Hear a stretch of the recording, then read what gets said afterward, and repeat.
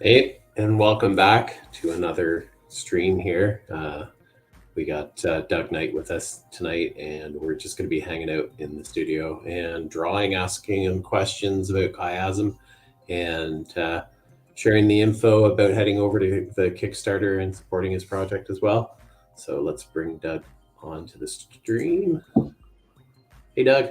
Hey everybody, what's up, Chad? How's it going, man? Good, man. How are you? Fantastic. So was eating my French fries, sitting on the couch watching the Elvis Presley movie. Okay, so how is it? It seemed pretty good. It seemed almost like a giant montage. I heard it's almost more about his manager than it is about him or something. Yeah, it seemed very heavy Tom Hanks. So How can it not be? Did you see the footage of Tom Hanks cussing out paparazzi or whatever for getting too close to his wife? no, it's Pretty probably boss. scared of COVID again. He was extraordinarily like polite about it, but still, you could just be like, you could tell that like he's got a little bit of street in him, you know? Yeah, because they had COVID whip through them as well, right? Oh, Like that's right. Yeah, issues with that, right? Like it hit them hard. yeah. How are you I think feeling? Kevin Hart did a joke about that. What are you working on today? I am working on one of my prints that I'm going to make available for my Kickstarter. And what we have in this big mess of lines right now is Kid Chiasm doing battle with tumor manifestations. So, Nice. so wrap that around your cortex for a little bit. So you got like this little beefy, bug-looking, toothy kind of son of a gun, and then down here, where is it? There you go. You got the little chiasm helmet. But for Kid Chiasm, I make sure that like I do all the proportions like, almost goofy small. And then like the armor almost looks like too big for him, even though it's like inside the brain, but it's all about like them learning how to work with each other and stuff. So it's gonna be one of those things where until everything is inked and tied together, it's just gonna look like a bunch of craziness. But um, Awesome. The line weights and everything look really clean. thanks, man. It's getting there. I'll show you another little. I teased it on my story yesterday, but I just finished this print for my campaign as well. Can you get the full image there? Absolutely. Yeah, here, let me do the switch Maru here. Cool. I think which one pops up the big screen here? There you go. You get more of a full screenshot there. Wait. Oh, great. Yeah, I think so I've got. What's that? your promo thing was of the birdhouse, wasn't it? Yeah, I showed the birdhouse, which is. Um, oh, whoa, whoa. I'm looking at it from a very preposterous angle here. Oh, there you go. So you got like him. Oh, and it's backwards. That's not doing me any favors. So you got like he's lifting the top of his skull off and shaking the tumor out, and then there's him all feeling good from the medical induced state that he's in. And then we got there's the birdhouse, which is just connected to his leg, and he's holding up a brain Nice. with like just kind of a fun eyeball sitting on top. That's awesome. Yeah, it's kind of a fun psychedelic thing, bright and colorful. Yeah, for sure. How are your how do you feel your colors translate from your digital to your printed version? I do everything in the CMYK profile. Okay. So when it prints, it's pretty bang on to like how I intend for it. I think I've seen a few things come back where it's been like a little bit darker than like I wanted it to be. But typically speaking, like I've been like 90% satisfied with like, nothing that like I think anybody else would judge me for. Yeah.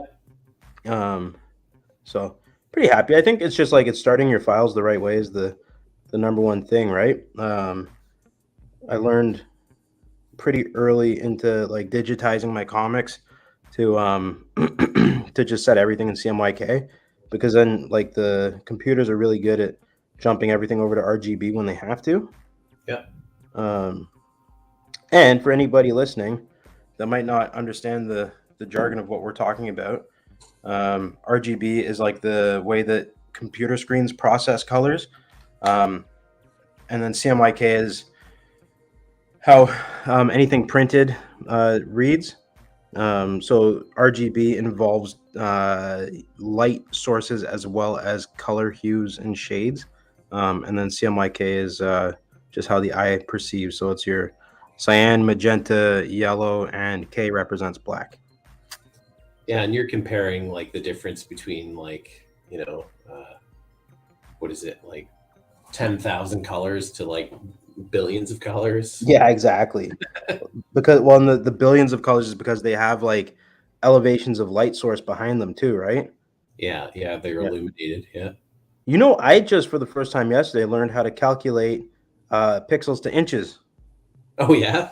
Yeah, I had no idea before. I have no idea about that either.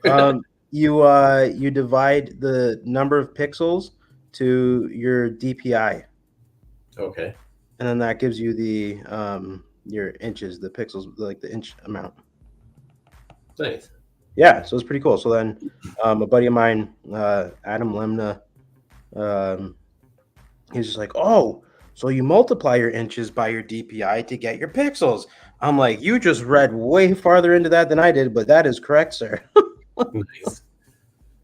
That was one of the challenges I had from being like traditional and trying to convert to digital world was the like how fine did I have to work into the digital file in order for it to to be similar to traditional look, right? Right. With the no, it seems like with the Apple Pen there, you got your line work figured out. I hope so. I read a post from Doug Mankey years ago now, and he's just like he swears by the Studio Pen in Procreate, and it really is, it's the perfect pen because there's no bleed or anything to it, so it comes at like it always renders clean, but then the pressure sensitivity is just like it's pretty much exactly what you would want out of like, it's a little bit tighter than a number 2 brush, but like you can dial it down to like your closest simulator of like a micron without being, annoying. So, And but I've like been I've doing got like, I don't know if this will show. Let me see. Oh yeah, I've got like brush sets for days, right. where it's like I've got textures and airbrushes and stipples, and I've got Visual Timmy. He's got a lot of really cool brush sets. This one's all like watercolor, like blotches, Yeah. and you can like layer them up really, really nicely. So that was something fun that I started playing with. I did some of that for my background on the psychoactive brainstorm thing. Nice. But the Studio Pen, that's my go-to for all my lining and stuff. And then I learned another really cool trick I can show you right now, even, where if you double up your lines and then you go to your layer underneath it, and then you turn on your Gaussian blur or whatever, I'm sure I'm mispronouncing it. You turn it up to like, I'll go like 2%. It gives you like a traditional bleed look. Yeah, see that? I don't know if it translates, but like you can go crazy with it and like really blow it out. What am I doing here? It all depends how humid your environment is that you're drawing in and how much moisture is in your paper when you first start drawing. Precisely. So it's the imagination station. Yeah. So like there's like 2% is like, I've been doing that on my other title, the Super Wicked White Cell Squadron, and it looks like that like real Ink. like paperback kind of vibe. So it's cool. It feels like a bit of a hack to simulate authenticity, but Yeah. I think that like if you kind of get yourself to the point where digitally you've maxed out on like keeping to the rules, then at least like when you want to bring it into kind of a different feel, like it's part of the art form then, right? Is like giving people something to mess with their eyes. Absolutely. tricking the brain. Yeah, I did. I did a sketch print of all like the or some of the Cross-Eye comics characters, and one of the funny things that I had about it was like I did a paper like an underlay, like a paper texture for the backdrop, and then I did like a bunch of like random stains and stuff on the paper that like when your eye picks up, you just think like, oh, that's cool. He was working so hard, he spilled his coffee or something. But like when I explain to people that it's all just digital trickery, it's like you can see like their brains kind of short circuit a little bit.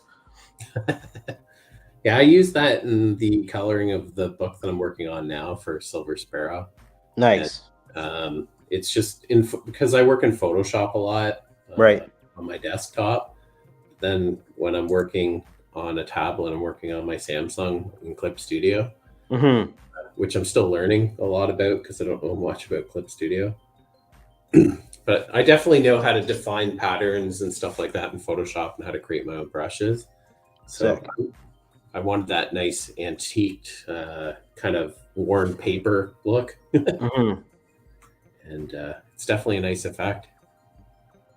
What did I watched a really cool thing about like I guess with Illustrator you can like take pictures, or I guess Adobe they have the app where you can take pictures of your brushstroke and then like you can port that over and it simulates it and like creates what you need of it. Like oh, what the hell's it called? I forget what it's called now, but those people at Adobe, they're thinking. Yeah, they're always moving forward when it comes to pushing the media forward, right? They don't care. They don't care how much space it takes up on your computer. Well, most of those computers, like based on like all those programs now are like hardcore with 3D, and Mm-hmm. I can't remember the name of the like skins and stuff like that, Like texture. meshing and stuff. Yeah, it's crazy. Like I can only scratch the surface in what I use Photoshop for, right? But Yeah. I downloaded not ZBrush. What's the other one?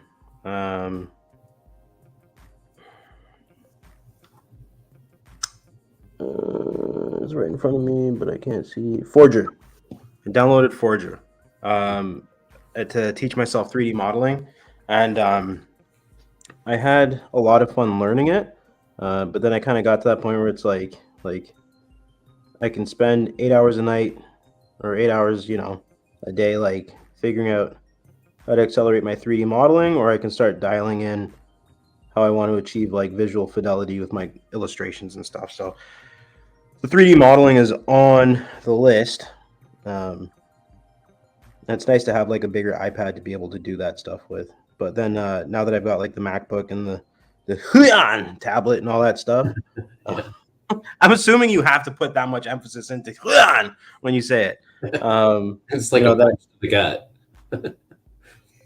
yeah, from the gut and with the twist from your like your tailbone a little bit. Nice.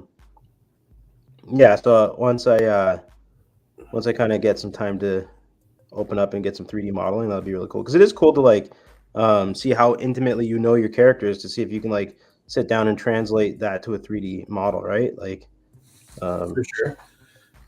I was able to have some success doing Chiasm helmet in 3D a couple years, like last year, I think. So it's fun. Nice. I was looking at trying to use that as well. So, because in theory, if you wanted to, you could import your 3D images into programs like Procreate and Clip, anyways, right? And then have some of your background, like if you're creating certain environments in cities or Yes. whatever, you can create them 3 dimensionally and then import them, right? Yeah. What's the other one? Blender or something like that? Like, I don't know. Like the one's free software. Um, yeah, sorry, I was just thinking about that the other day, but it totally slipped my mind. it's okay. Have you seen well, everybody I think knows what's that dude? Mr. Platoon or whatever. Like I'm terrible at pronouncing screen names.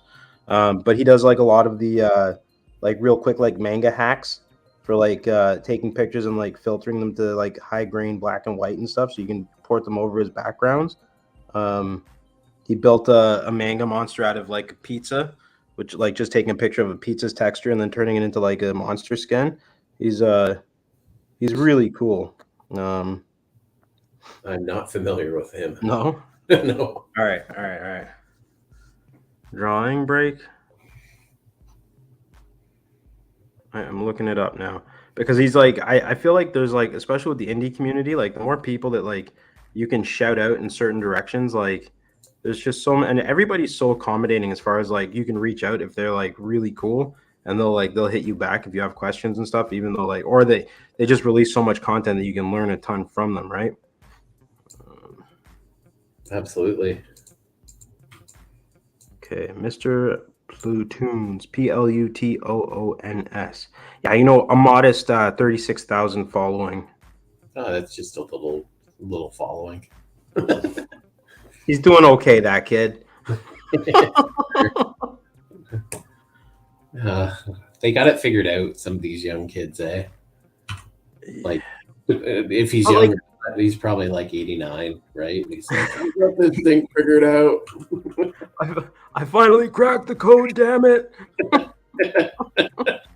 That's right. There, I just sent you his link. But like, I don't know, man. I think it's really cool when like people that have clearly just taken the time to make it their job, to like succeed and you know, build their social. Like it really looks like, you know, like obviously I've been able to like really hustle some good numbers from like my Kickstarter and stuff like that, and kind of the success that that's been ramping up with. But like, you know, it's still so far to go as far as like, you know, when you know that like, was it like 2% of your audience gets reached with each post, unless you're doing it frequently enough for them to like lock on to like want to favor you for that moment in time, and like you fit into the metaverse for this brief glimpse, and 5 extra people see your stuff, and yeah, Instagram's been a challenging thing for me and for getting just audience retention, right? Yeah. Or for people to be able to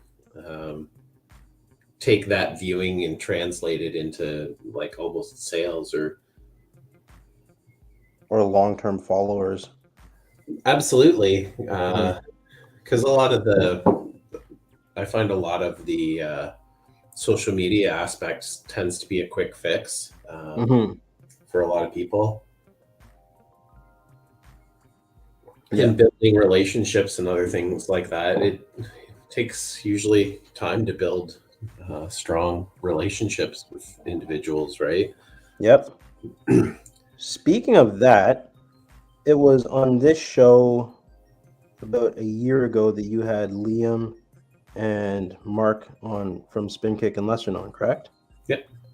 And because of that, dear sweet Chad, it was gave Mark and I the idea. Like we had met on the podcast a couple years ago, but it was cool when he started singing me some pretty high praise, because we had just started really talking with each other. But he was such a nice cat about like how he's kind of spoke about being excited to work alongside with me, that we've developed quite the cool relationship together. So that's fantastic. Yeah, man. Yeah, we were on the same. I think we were on Indie Comics Dispatch a few months before that, and we kind of started spitballing the idea of like working in partnership, because you know he was excited about like what I built for like the Cross Eye Comics brand to this point. So he's like, I don't really want to steamroll anything that you've done, but like, you know, there's somewhere where we can like help each other out, right? And we were able to find that ground, I believe. Well, for sure. You know, it's the projection of you know, if you're following your passions, it's going to lead you in the right direction, right? So yeah. So, and I've just kind of stepped away from it just to recharge and refresh and get my head back into the game and slowly introduce back into it. So yeah, but like you had like 2 back-to-back Kickstarters that were like pretty close to each other, correct? Like you did oh my god, please forgive me, Sasquatch Viking. Yep. Yeah, and then Fatal Charades, like within 6 months of each other, right? Yeah, and then we got 3 books that are like almost done, right? Right. The book that I'm working on now, like I'm just going through the last colored version, doing some color work that I decided to do in the last little bit, and then Yeah. um, we got one book that's completely done. That's in the colorist hands right now. That was done by Dr. Rock, Mm-hmm. and that's Sasquatch Viking #2. And we have another book that's almost done by Christopher Untsman for Untsman Press, and it is Sasquatch New Beginning. So it's basically like the third installment of the Sasquatch Klondike brand. So, Sick. and then it's just kind of rolling through to just a new IP and a new storyline, because I did, well, I was partnered up with somebody and then we just went in different directions, and I didn't want to carry on that intellectual property I for got you. reasons known. Yeah. No, I just wanted to respect the stuff that he had written and not, you know, go forward Yeah. kind of stuff, right? So, I get it. But like, it kind of sounds to me like it's not that you're burning out; it's that you're spinning enough plates to know like when you need to step back and kind of let them spin on their own for a few minutes, right? oh, for sure. I'm just taking it stride by stride. In this one book, I'm doing the coloring and the lettering, and then the other book, I did all the flatting for the colorists. And Sick. man, flatting, that's Tedious, or what do you like it? you can find a groove, but after a little while, you're just like, I don't know if I want to do this anymore. The coloring book isn't fun anymore. Yeah, Yeah, well, especially too, depending on what you're doing. Like, there's the way of like masking your layers and like just blasting the easy stuff. But like, if you're not careful about your edge detection and stuff, then you got like little tiny white border around things, and then that looks sloppy. And um, so it's like it's not that it's just an easy thing, right? Like, no, and it depends on the artist as well. Like, I know, like, some of the artists really like to break their line a lot. Like, mhm, you're like me in that you draw like a solid line, right? yeah, You're more uh, design in a sense of how you draw your line. It's like thick, thin, and then it continues. It doesn't sputter or break or. yeah. It depends on what texture I'm doing or whatever. But yeah, I'd say 90% of what you just said is accurate.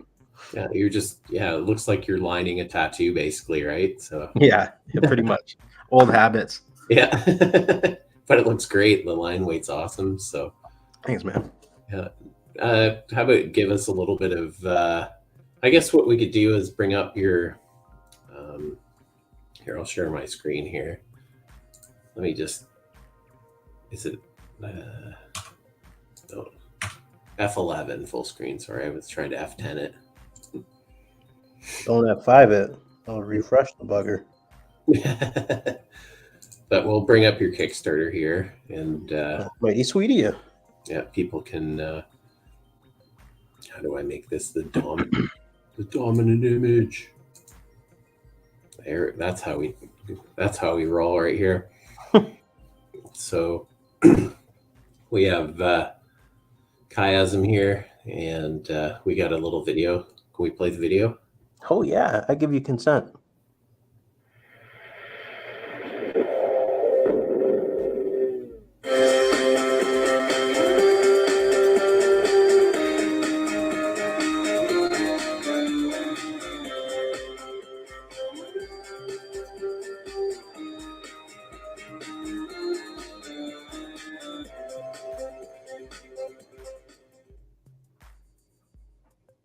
That's a good little short there. Thanks, man. And we got 13 days left in the Kickstarter, so be sure to head over to Kickstarter and support Doug's project here. And I would sure appreciate it. It was I set like a pretty like a modest goal. Like the goal that I set was less than what my initial cost was to actually get everything printed, including like some stickers and a couple bonus prints and stuff like that. But like to see the success of it and to kind of be able to fold in some lesser known comics titles and like bring more books to the people backing and supporting. It's been pretty exciting. So like whenever I see like that number go up by like even like 2%, I get so excited. I yell at my wife, like, honey, all right, like we're 17. Well, I was at 1690 the other day, and then Mark messages me and he's just like, hey man, congratulations on 1700. I see it was Lee who put you there, right? So my wife backed for the extra $10 to put me over the $1,700 mark. Nice. But it was like, it was cute. She's like, well, you're so excited about being that close to 1700. I said, yeah, now we're only 300 away from 2000. That's exciting for sure. Yeah, man. So it's cruising. Like at no point have I been stressed out about it. I think just kind of like, um, for um, the first campaign that I'm running, it's a really fun, successful kind of experience, and I'm just enjoying every minute of it. I think as I get closer down to the wire, and if I don't see it grow much beyond where it is, it might, not dishearten me, but like I'll realize that like, there's more that I have to do to advertise and market and stuff. But um, so far I've just really been sinking in and enjoying the process of, bringing myself to market, right? Like I worked my first convention uh 2 weeks ago now, and yeah, or last week. I don't. Time's flying right now. The house got sick with that thing that people are getting. So my my timelines are blurred a little bit. But on August 6th, I worked my first convention, and that was muy fun. Um, That's and that great. was like my first public appearance, and so that kind of really unlocked that like next like, hey, I can do this, you know, with the comic book game. So it's all just like baby steps and really cool learning experiences. Um, but for everybody who is not familiar with Chiasm, it is a sci-fi retelling of my life as a childhood cancer survivor. Um, take away chemotherapy and then replace it with alien molecules to battle the cancer inside of the little dude's brain. Um, and I've got 9 issues completed, 10 including the issue 0. Um, And and how many then pages are each issue again? so issue 0 is a 14-page story, plus a bunch of extras to fluff it up. But everything else is like, I tried to hit like that 21 to 24 page mark per story. Yep. Um, but the benefit of having like all the other content completed, um, to a level of like, minor tweaks for when I like bring it to print, is that I'm going to be like, after Chiasm 0, I'm going to start like assembling trade paperbacks of like 3 issue stretches so that people can get like that real hardy, 60, 70 page book on the next campaign. Um, And it seems like a lot of people want that heavier content. I just think that when people like take a look at Kickstarter and then realize that they're paying, what they are for shipping, um, Sure. they're just like, well, like you want to incentivize with like something that's a little bit juicier than, um, what, than your 14-page book. Like my story. So the story in issue 0 is something that I took out of issue 1, and then made it a little bit more robust of an experience. Yeah. And then I also built in a 3-page sampler of Super Wicked White Cell Squadron to kind of get people excited about that as well. As well as like a nice little kind of meet Doug Knight, bio write-up majigger. Because I really want it to be like the handshake that breaks me into, different industries, right? Or different parts of the industry. Yeah. So, it's a great big business card, and one that's really fun to read. I've received like a lot of like really fun kind of feedback from other creators, which is like, I think the most vindicating thing, right? It's like I love like when I can reach the people that are viewing my content and like, really connecting to it and stuff. But like, there's something a little bit more special when like, someone else who writes really good sequential stories hits you up and like, dude, this is like good, like, and they're excited and they're hyped up about what the potential is and stuff. So, um, that's been kind of one of my favorite things so far about it. For sure. Yeah, like it definitely puts that cherry on the top of all the work that you've put in, and um, yeah, it's always nice to have people that share and have the same passions, and um, it's definitely vindicating. Yeah.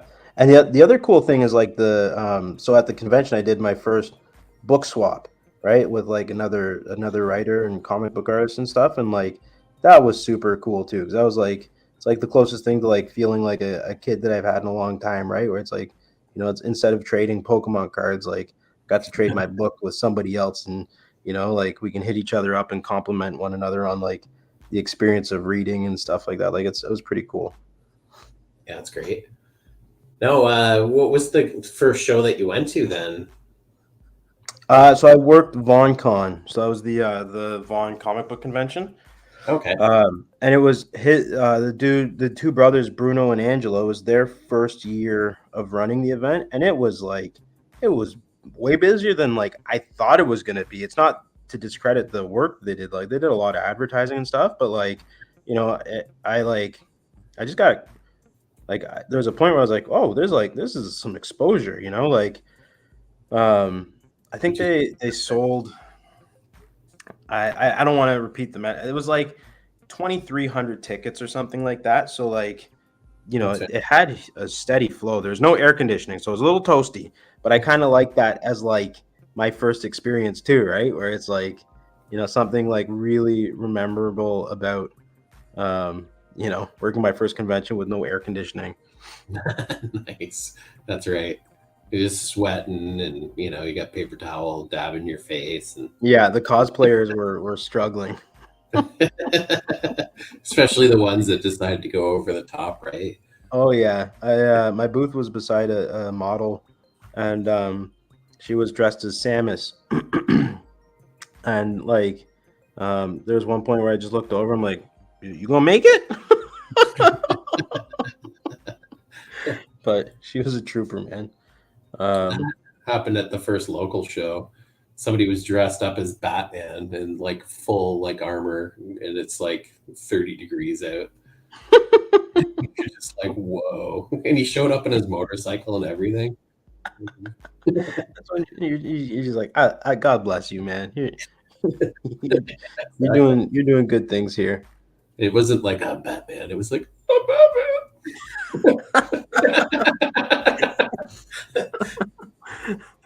I'm Batman. He had Old dying of man Bruce. heat exhaustion. Oh man. Mhm. Yeah, so back to the back to the Kickstarter. Yes. Um, I think what I would really like to see, so like, people, I guess I don't know if people do because I'm not really that in with it or whatever, but like, rarely have I heard people talk about actual like cost to print a book. Mhm. Um, and so basically like the 24-page book with nothing fancy is about 480 to print. Um, from the print shop that I use, which is Studio Comics Press in Waterloo. Alfonso's a nice guy, and he's easy to work with. And he knows his comic book layouts and all that stuff. So if there's anything that I've goofed up on, he's been pretty good about catching me for. But so like at $8, I'm covering um, a reprint plus a piece of another one, basically, right? Okay. Um, but then for the backers who just want to like support and get a digital at like $2, you do four of those, and all of a sudden, like you've got room in your budget for a couple extra books, right? Um, so I think I'd be really excited to see if I could kind of garner a lot more of the like the $2 backers over the next 2 weeks, um, just to kind of see what I could do about you know like a digital reward, but then to secure uh, more convention and in person kind of packages and stuff. That would be totally wicked for sure. So um, I hope that you can hammer down some more digital. And it's nice when you get a whole bunch of digital backers as well. Yeah, It makes everything a lot more feasible as well. yeah. I do know that with some of the hidden fees and costs and everything else like that, that in our last campaign, because you put it all out, you lay it all out, you set out a budget, Mhm. everything's pretty well allocated towards where you're putting your money and stuff, Yep. and then the fuel prices go through the roof, right? Yeah. And then you get charged an extra $5 a package, right? So Yeah. they're unseen charges and things like that. That sometimes you even have to boost or bump your percentages up even 20% to cover certain costs, right? So Yep. And as a retailer, it sucks because you're also a consumer on other things, and so you hate being part of that like evil machine, right? Like but it's the process of being in business as well, right? So totally. as much as you want to give everything you want to the people to give, like, Yeah. us being artists, we tend to be very kind-hearted and very charitable in our own Hmm. actions, where we want to just give everything to everybody, right? Yeah. But then, Canada Post is like, oh, nice guy, huh? yeah, Extra 40%. it all depends which lady you deal with at Canada Post as to how much they want to charge too. Yeah. I think You I'm going to know, charge. So, because I've gotten caught up with that, even with Canada Post having inconsistencies with the people who are actually charging me for shipment, right? really. Yeah, based on what's involved, it's all paper, right? So Hmm. in theory, if you're shipping a Gemini package that's under the specific weight and it's all paper, then it's Yeah. considered a letter, right? It's not considered a Right. small package. So once again, it depends which lady I get at the post office, You and gotta hope Janice is feeling good today. that's right. Or if I see the one lady, I just turn around with my box, walk back out, and come back in and stay. And she's sitting there. Yeah, you better walk away. It's like it's the difference between $1 per package, right? So Yeah. yeah, it makes a big difference. So for anybody who works at Canada Post, make sure you know what you're doing. Please. Yeah, please, for the sake of Uh, gaining a couple, you know. yeah, one of the cool things about Mark Bernal and myself's relationship with being partners in publication is his end of lesser known comics being all based in the States is that he's going to handle all of my U.S. distribution for me. Um, Sweet. and any of the like the heavy U.S. based printing that we have to do too. We're gonna utilize Comics Wellspring. That's great. Unless like so I've got a gold badge copy that I have 40 copies printed that I signed and numbered. So I made 20 of those available and they're selling like hotcakes, which is really exciting. But they're already printed, numbered, and signed. So like um, I'll have to ship those out, but like otherwise we're able to keep all the shipping and handling like the same across the board, right? Um, so that's pretty cool. Like when all the U.S. and the Canadian backers see the same number, it's not like it's like, well, that's not it's not fair for one person versus the other person. So Yeah, I'm still presented with some challenges with trying to tweak the whole shipping and the fluctuation of the shipping costs. yeah, Um, um, but it's deterred me on a few projects, right? Where it's like I know that like I might have enough scratch this week to be able to back something and make it good, but like I never want to have to augment what my pledges or anything. Um, so like I'm always pretty moderate. Like I think ahead of like what my schedule is and payments and stuff, right? So yeah, if I know that it's coming around, when the hydro's due and the gas is due and all that stuff comes out, then sometimes I'll temper it to just being like a digital package or back without reward too, right? Like, if it, which is like I think just as gratifying sometimes when it's like, when it's a good friend and like, you guys are in communicado all the time and stuff, and you see that they're doing good and you just want to support them. Like it's nice to just back without a reward because you give and take so much anyways that like, someone's gonna hit it back, right? Like, um, a buddy of mine, he put it as like sometimes it's like passing around the same $5 bill, right? Like everybody kind of supports each other and it goes this way and then that way and then this way and then that way, but like it's good for the optics of your campaign too, right? Just to see that extra backer and um everybody's just kind of giving each other props and heads up and some love, right? Yeah, and then it helps the algorithm of actually the project getting noticed or being selected as the projects we love. And Let me tell you about that, Chad. I didn't really realize that that was like a thing, right? Like I thought that was just like this like astronomical, like, they're gonna pick like the that thing that somebody put up there that's like going to cure cancer or something, right? Um, I didn't realize that it's like this achievable thing for cool creative projects and stuff until I saw Royal Oak got rewarded with it with like 48 hours left in their campaign, um, and it pushed everything over the edge by like I think they made an extra 10% or something like that on it. yeah, which is crazy, awesome.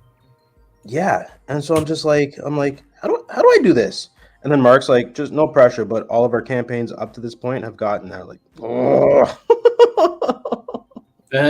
And you know what? I haven't had a single one yet yeah, with any project. And I'm like, what's going on here? Like, I followed the specific formula, yeah. I you didn't put know. any words on. I don't know if I'll get it because I've got words on mine. You said you see devil right in my little thing, but you need to know to look for it. So I don't know. It is what it is. Either they love me or they don't love me. Either way, the books are already printed. I need to talk to Mark about that. What do I need to do? So, Yeah, yeah. That guy's got connections on connections, though, man. It's incredible. Like, one of the biggest things that I've taken away from this whole project was like, it helps to like establish all these relationships and have like a good press release and stuff because like he's like, I'm gonna try to get you on some shows. I'm like, okay. And so he started CCing me and stuff. And like, my God, man, I had like I checked my email one, but it was like 30 feeler messages out to like a whole bunch of different sources.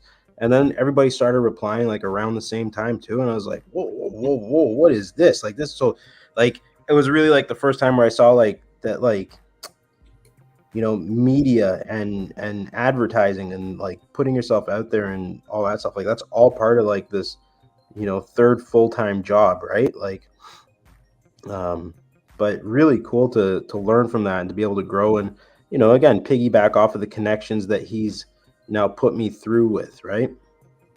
for sure. Yeah, it's really rewarding too. So, um, I think the next challenge will be jumping into, say, more of that first person contact, going to shows and events and Yes. promoting and things like that. Yeah. Um, there's been physical setbacks and challenges that I've had in my life that have restricted me from doing that uh, Hmm.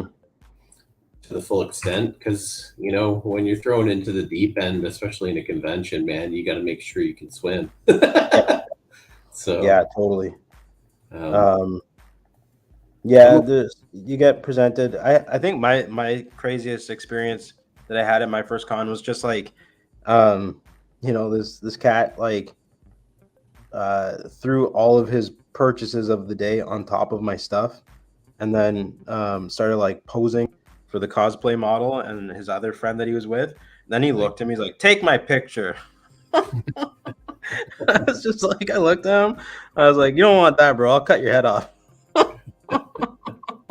And it wasn't me being like spiteful, but it was a little bit of like I'm gonna pick and choose kind of where my sauce goes, and unfortunately he drew my ire because he disrespected my setup. So yeah. And that's the thing, though, is there's so much to learn about shows, and I don't know. I like to think that I have a little bit of experience just based from being like a market farmer and setting Oh, up right. markets and stuff. Yep. Um, but I don't know. We'll see. Yeah. We'll Well, do see. you have like so Pop Culture Canada? They do a lot of shows everywhere, right?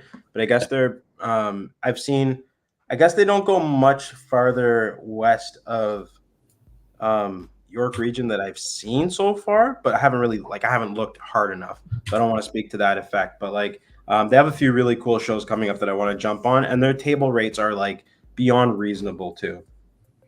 Yeah, like even the funny thing is, us as Canadians, we could travel down and go to an American show and pay American prices for an American table at one of these shows, and still come out on the winning side of even going to like a Toronto show, right? So Yeah. um, Yeah, I haven't looked into any American pricing yet because I have to sort my passport out, and like for me being like having such a young family, like I'm not really I'm prepared to travel if I know that it's going to be like, I'm coming home with steaks for 6 months and a down payment for a lake house. you know? yeah, for sure. Um but or if I can travel with the whole family. So I got to sort my passport out first, but I also need to make sure that it's the right move, and a lot of that is just building hype with Kickstarter and getting giving people something that like is undeniably like what they want to back and buy and commission me for and stuff. So Absolutely, definitely. I want to go down and connect with some of those guys like Mark and Dan, yeah, and just be able to go and hang and chill and um, just connect yeah, on a level outside of the comic world, but still immerse myself into that world as well, right? So totally. Well, it's there for us, right? Like, nobody's closed their doors to us either, right? So, no, um, the cyber world is so cool because, like, again, you and I are, I don't know, an hour and a half away from each other by drive, but either of us can't drive, right? So it's like, yeah, and I you wanted to might, really go to your show. what's that? I really wanted to go to your show just recently too, and I was just like, uh.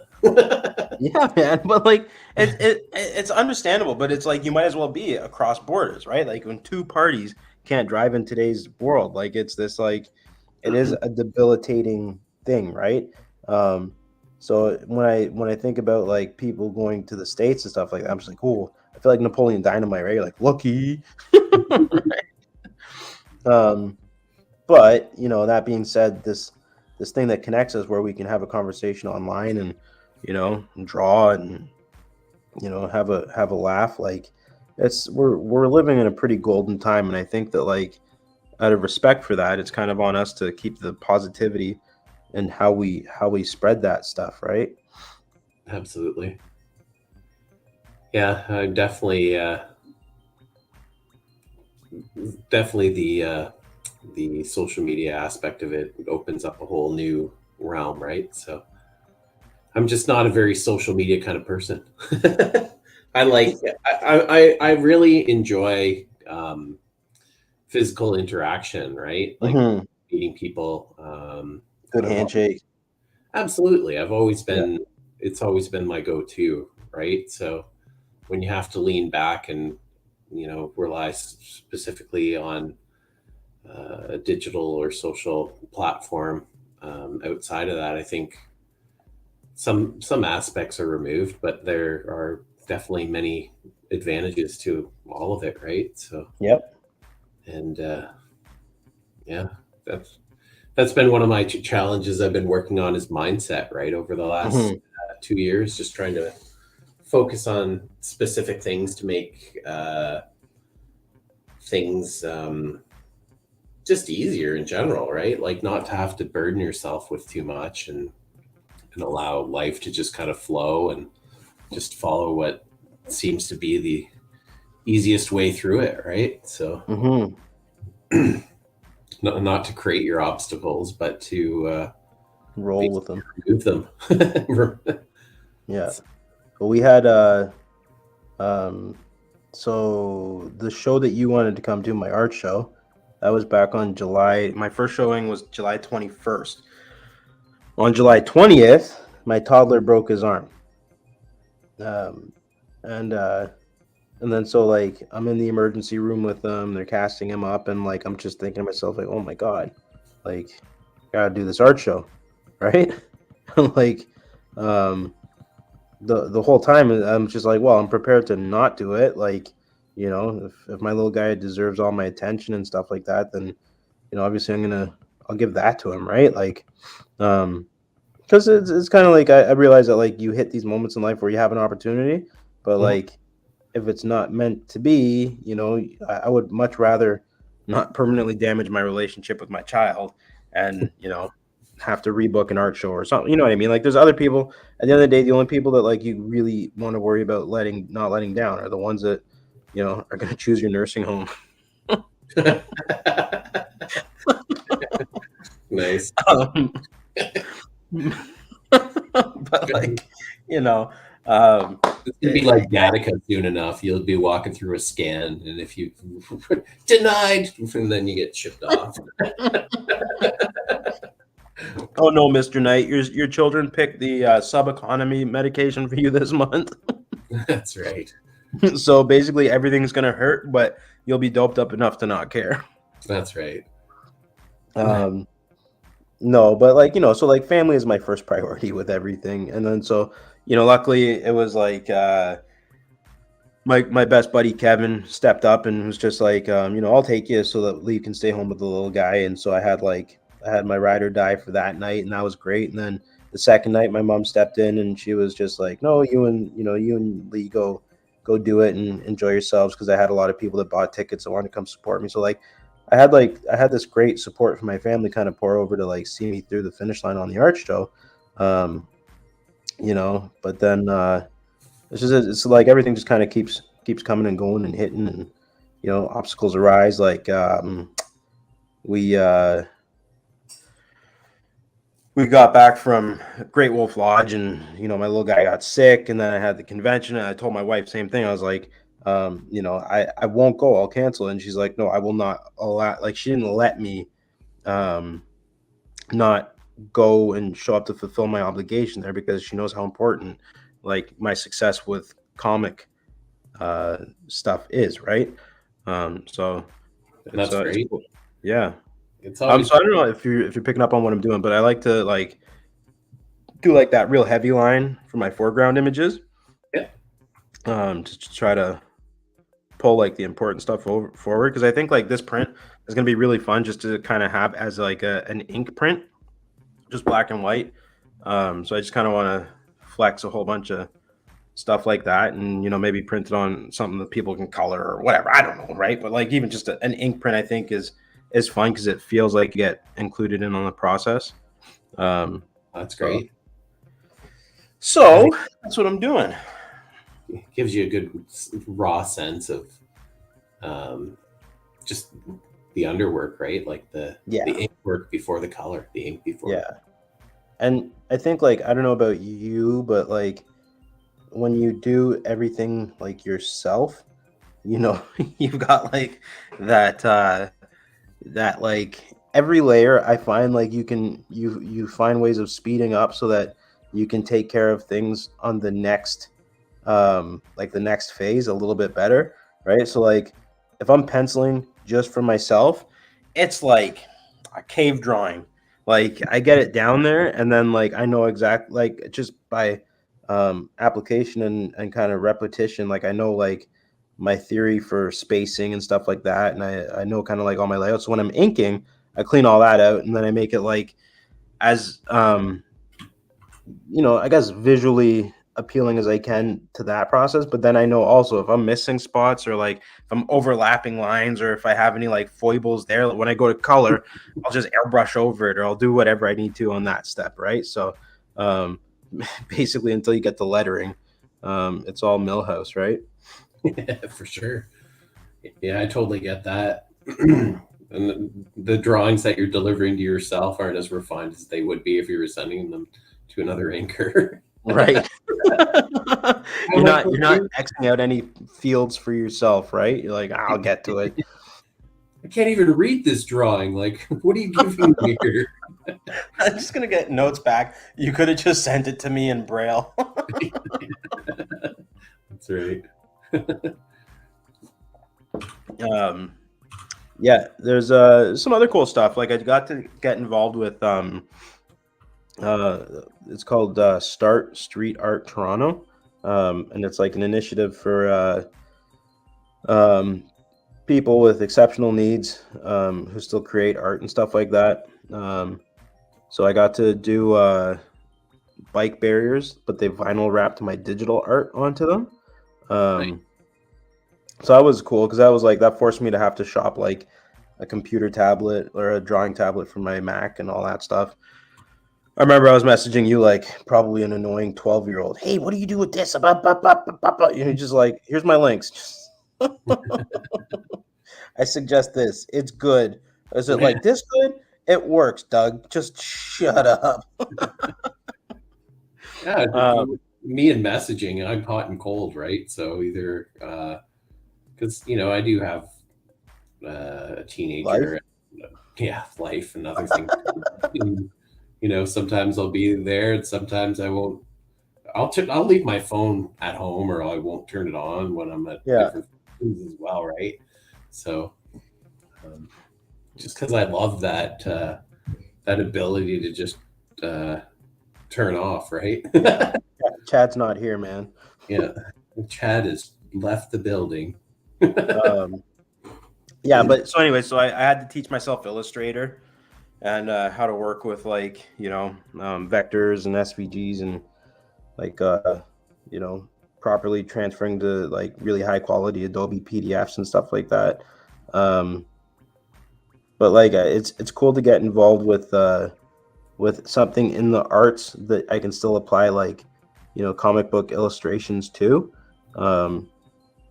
just to kind of like keep my style recognizable, right? Like I want to start getting some prints and stuff to like vendors and retailers throughout the city because I just want to kind of widen my thumbprint and kind of see what I can do to grow everywhere. Like That's great. See, I think the one challenge that I've had too is that I did have an outlet to help me get to different suppliers at one point in time, where it was easier just to go network to different comic shops and stuff. And I haven't been able to do that lately. So unless I get a suitcase and hit the bus and take the GO train, yeah, it's just makes it more challenging to get in that direction. Like my wife's pretty busy. Like, she's got a busy job, and you mentioned she's medical, correct? well, she's an RMT, right? So right. By the time she gets home and stuff, the last thing she wants to do is drive into Toronto or other places. Yeah. And you know what? Even for the days that she has off, a lot of comic book shops, their hours are really strange, right? Like, yeah, comic book shops.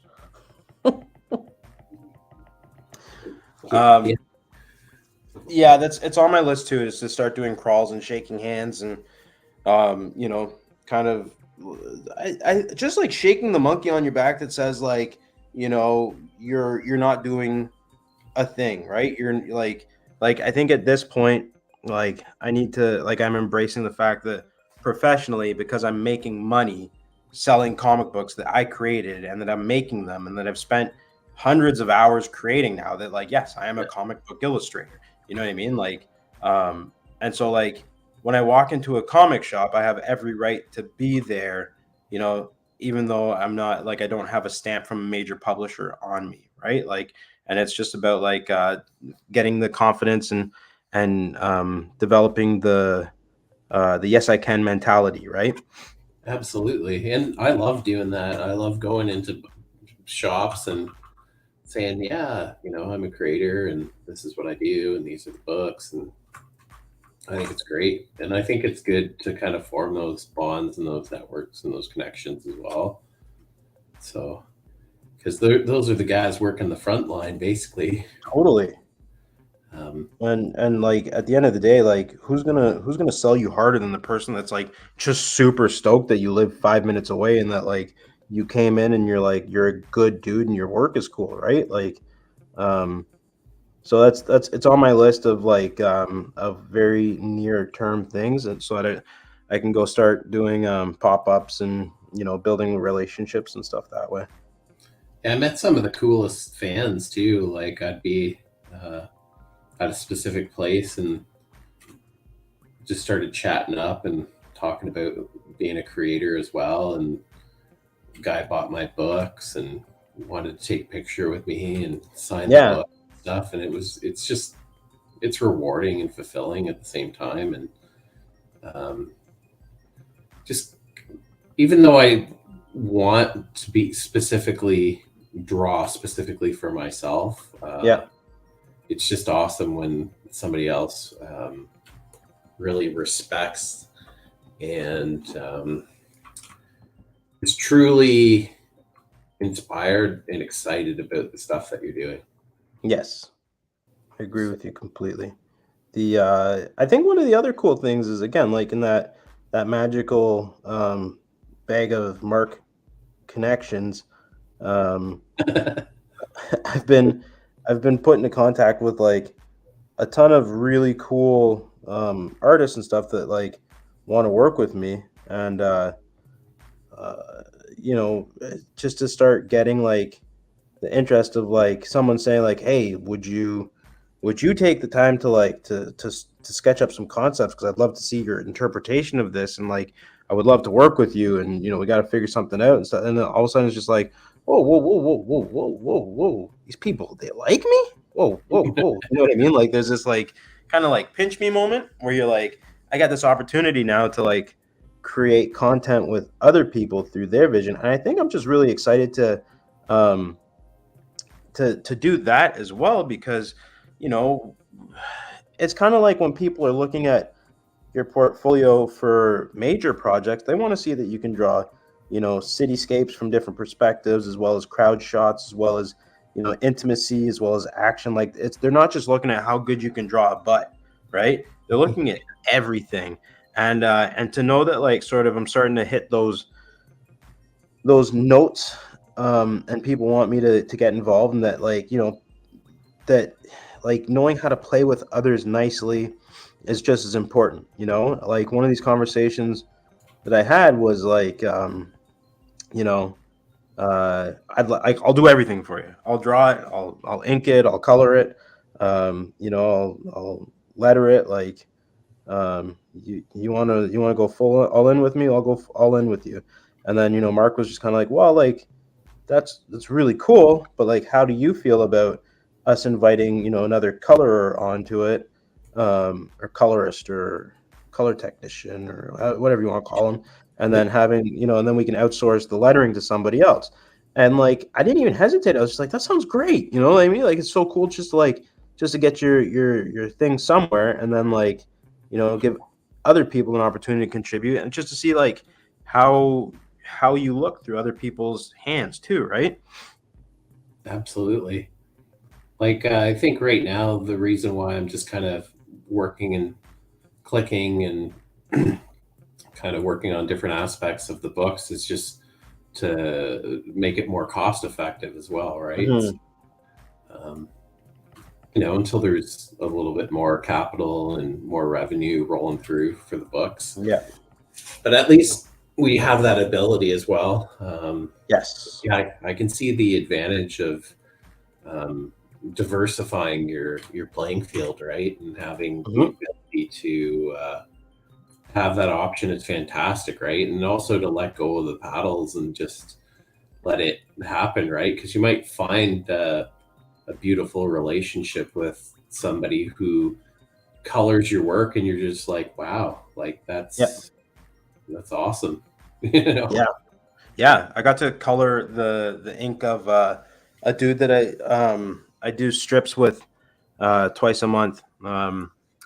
And so his name's Brian Payne, and he's like OG old school comics, been doing it long time. And so he came to me with an opportunity to color one of his strips, and it was cool. Like I sent it to him, and he's just like he was blown away at like my take on things, right? And so it's cool to like I don't know, just to touch somebody in a different way because they trust you with with their work that they want to see your style on.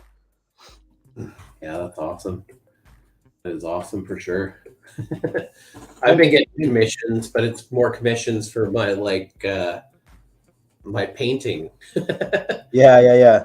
like my life painting or paintings of people's dogs and There's a place in this world for that, though, man. portraits and Yeah. stuff. For sure, but I want to incorporate my love of painting into my comics. Nice. Do you have a plan for that? I do, yeah. So I think one of my books that I'm going to do, that I'm going to illustrate, will be like a fully painted book. Beautiful. Yeah, and they'll just be drawing and then going back and painting it and making it more realistic, getting into the whole lighting environment. That's why I really like some of these 3D spaces, and that's why I've been looking into a lot of these 3D spaces, is because it allows you to set up a scene but then light it to help give you a visual comprehension of the actual light in an environment, but having yet reference for it as well. Mm-hmm. So I have a very reference mind where I need reference to get around certain problems. I got you. So yeah, it just makes things easier in the long run. What did I just do here? So normally I lock down layers when I'm working on. I'm coloring at the same time. So Yeah.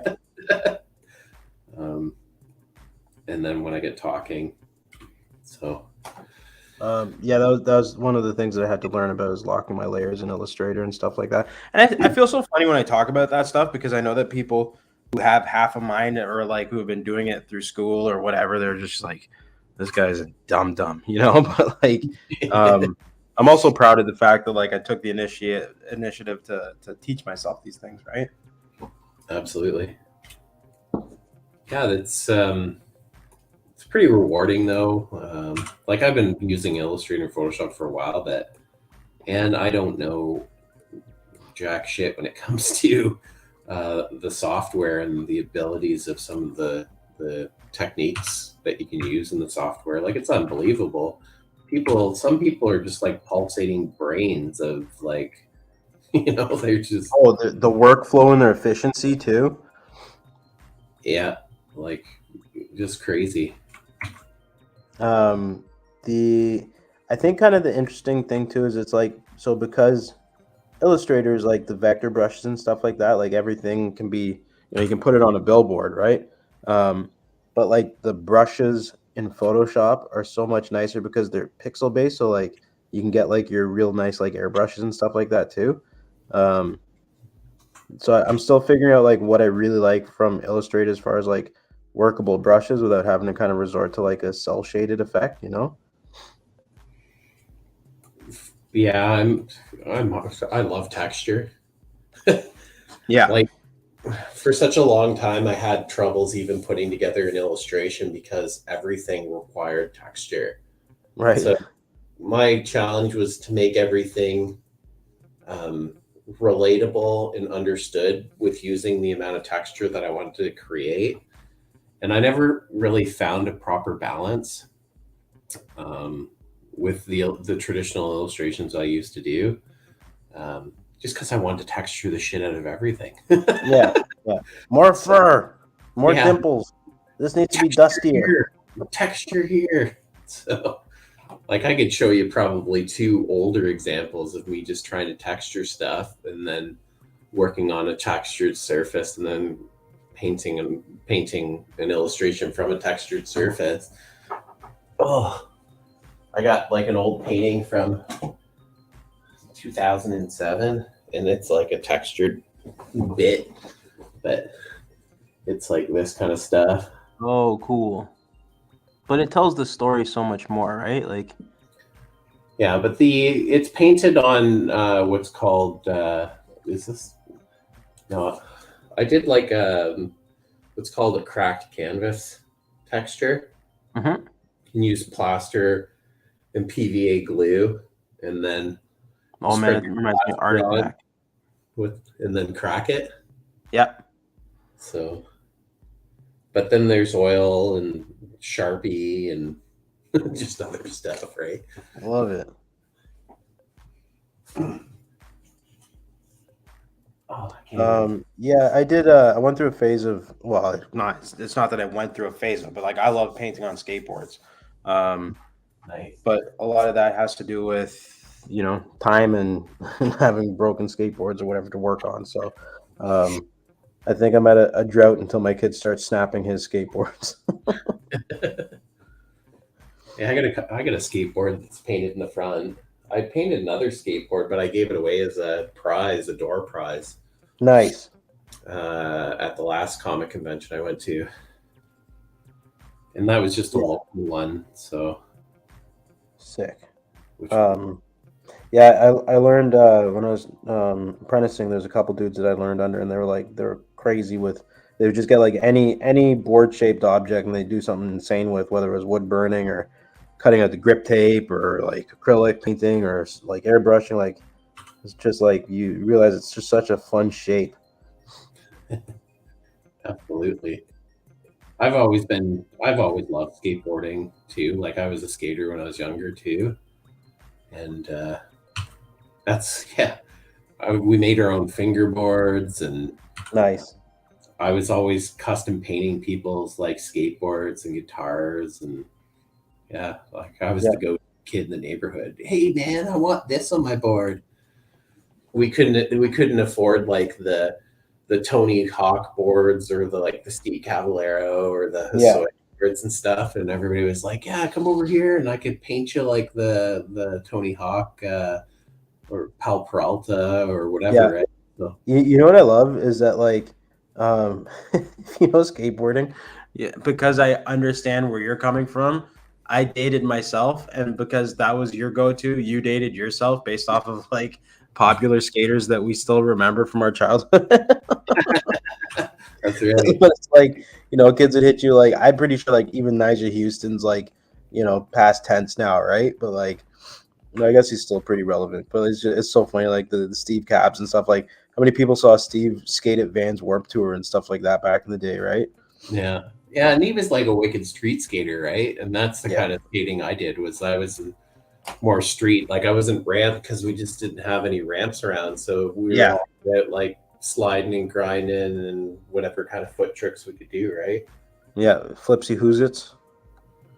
And this was back in the day where, like a lot of the kick flips and other things like that, they were just so new and into the game, right? So Yeah. Yeah. Yeah. You had to be a did you magician. work with your board? Well, I I love skateboarding, but sadly my eyesight restricted me from most depth-based activities. So I was really good at rolling around the skate parks. I could drop in and stuff, but anything that required me to like guesstimate how far I had to jump, that was just a total write-off. Yeah.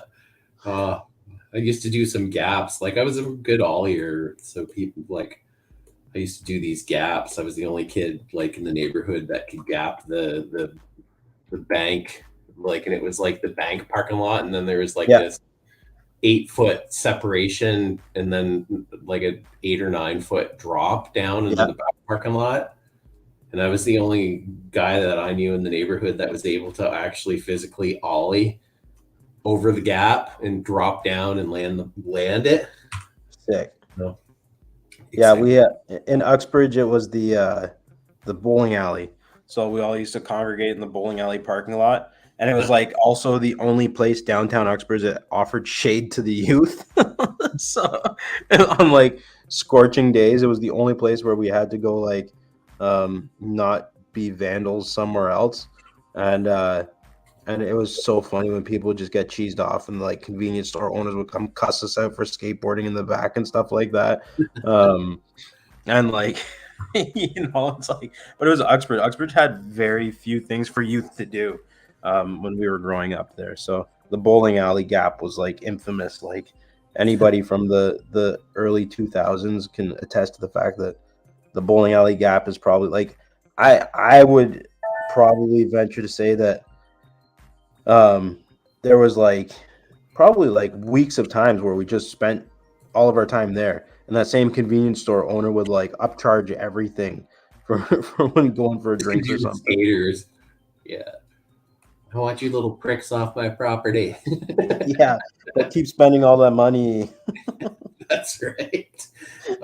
We used to get busted by the cops all the time, and it was just like, okay, guys, you guys got to leave. You can't Yeah. skate here, whatever. We're like, well, we're really not doing anything, and there's like nothing to do. This was, like the same kind of thing for, Woodstock back in the day. They didn't want to build a skate park because, that was the Criminals. criminals and drugs and all that other stuff. And it doesn't matter what you do, like you're always going to attract some sort of, Yeah, unpopular. Yeah. So, but we just we loved it, and we always loved when you came into the. you saw that there was pavers in the one area, and you're like, Yeah. "Good lot."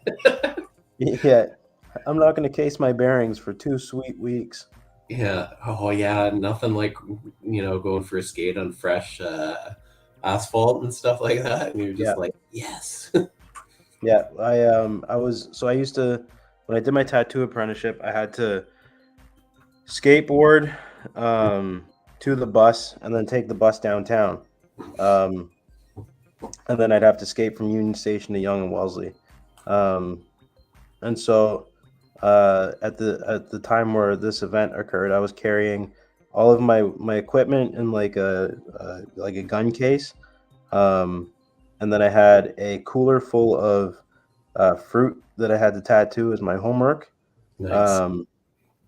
And my backpack, my survival bag for when I went downtown and would disappear for a few weeks from my family, just because it was easier to do that than to commute. And so I was cruising downhill, and just like my bearing went, and my wheel exploded to the right. So I was like cruising out the rest of the hill on 3 wheels with all this stuff on my back. So I got to the bottom of the hill, and like I had just absolutely obliterated my bearing. Oh man. But it made for a good story. Yeah, bad. I still have that bearing on my keychain. Oh yeah. Yeah. That's crazy. Yeah. Remember the time I survived the bearing incident? Yeah. Yeah, I barely survived it. Yeah, there's nothing like losing out to a speed wobble or something like that, and meeting the hard pavement.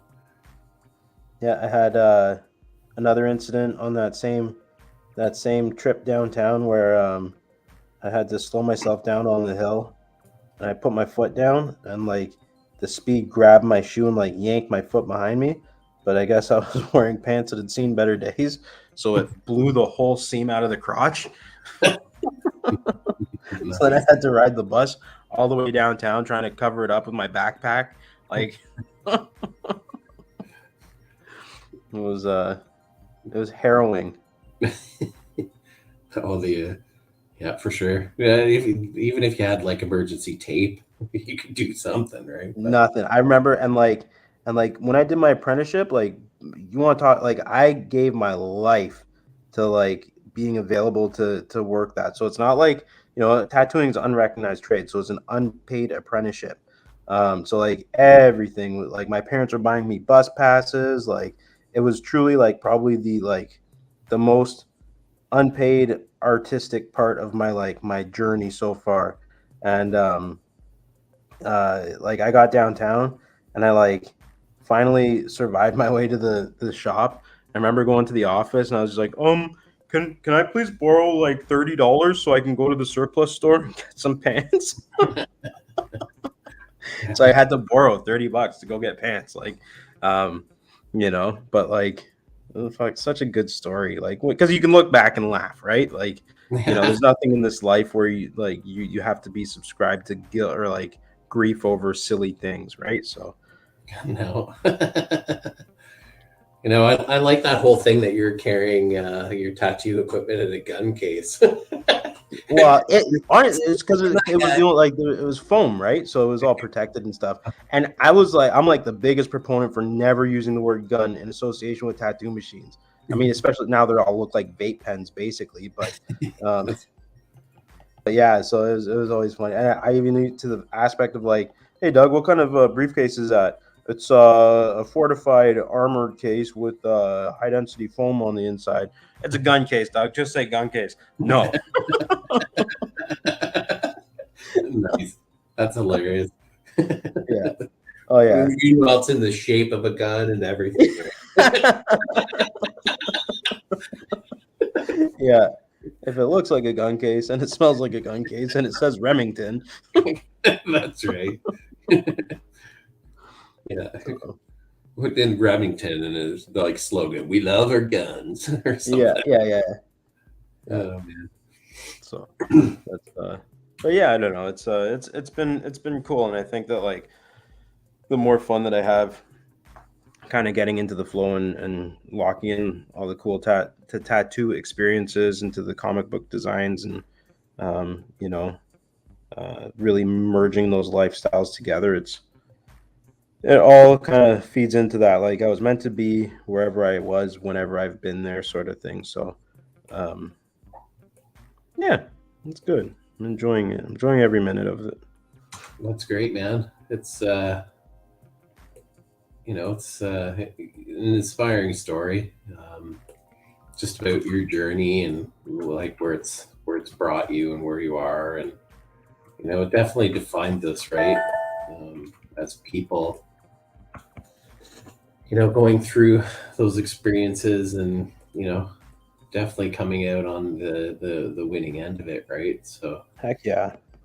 and no, it's just awesome. Thanks, man.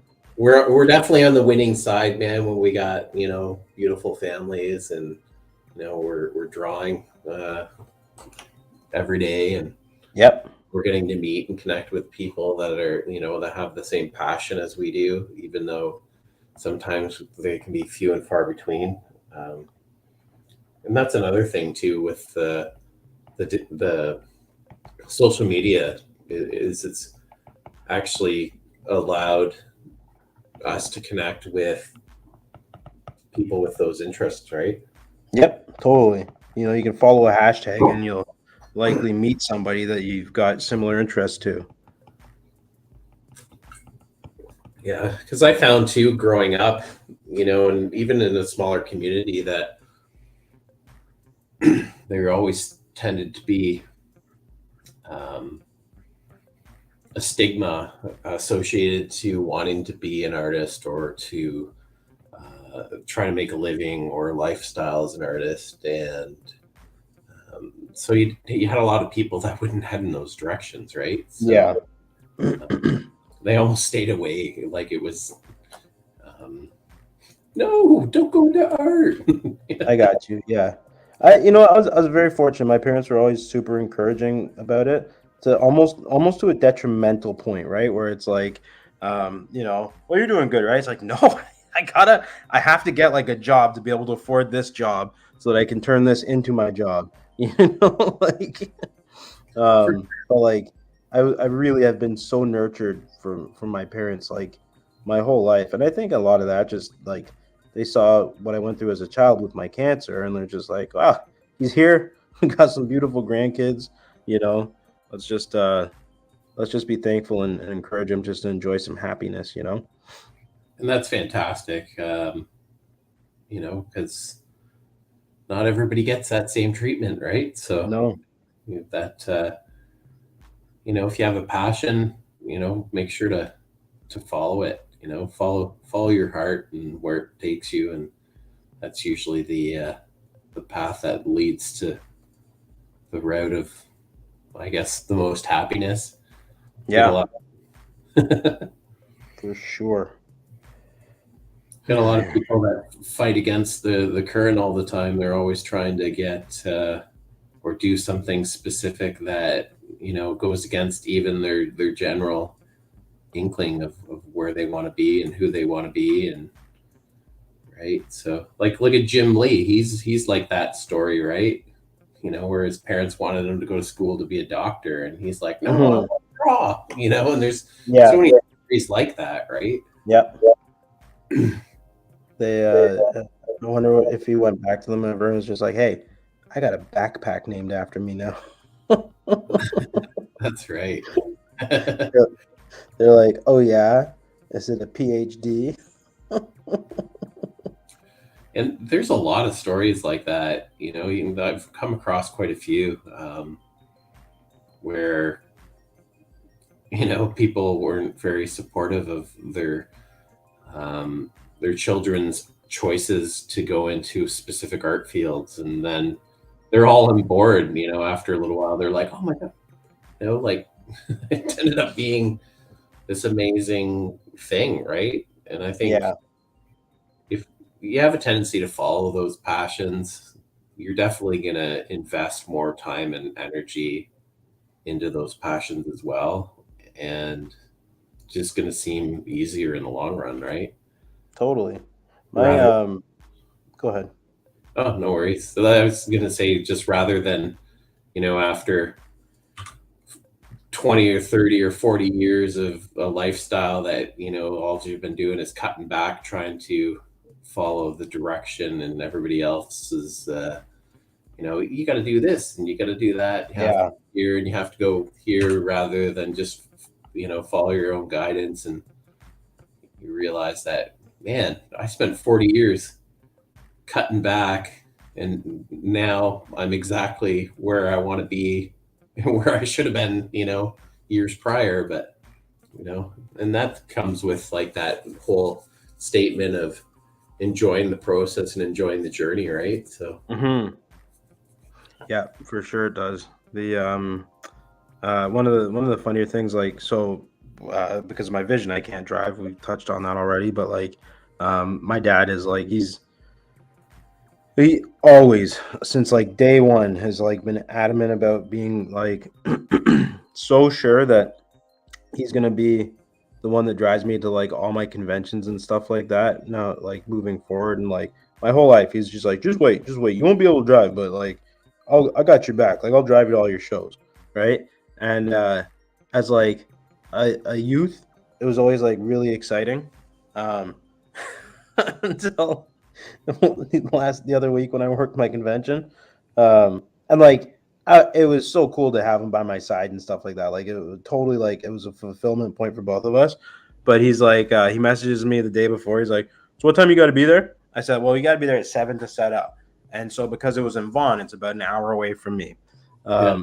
He's just like, "Okay, cool. I'll set my alarm." I message him at like, I don't know, 6:30 or whatever, because I hadn't heard from him. And I was just like, "Hey man, you good? Well, what time is it?" I'm like 10 to 7. He's like, "Okay, I'll be there in a half hour or whatever."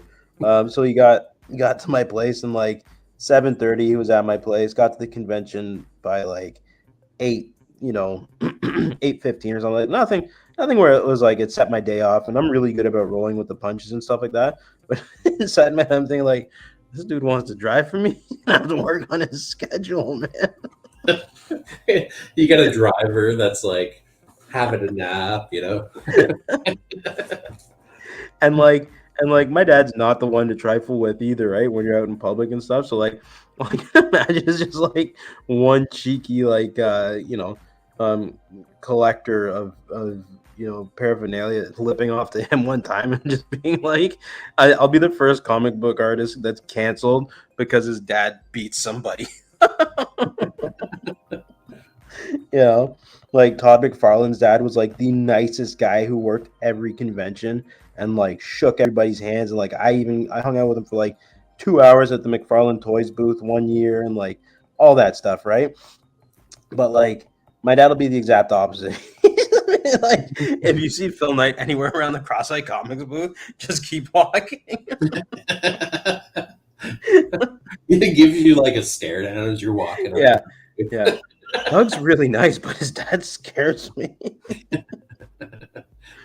But it was totally like one of the coolest moments was just kind of looking over and realizing that like, you know, my pops was sitting beside me at the convention table. I realized like this is like it's a self-fulfilling prophecy, right? That, you know, he believed in me so much, and then there he is at my first convention. So I think as they ramp up with like with scale and success, it's just going to be kind of cool to have him with me through the ride, or as much of the ride as he can enjoy with me. My dad kind of reminds me of the dad from Freddy Got Fingered. Okay, so for the demographic who may be watching this that have never experienced that movie, don't. I don't think they build kids with the processing speed to be able to understand Tom Green's humor anymore. Oh no. Oh man, that was like yeah, insane, you know. That's funny though.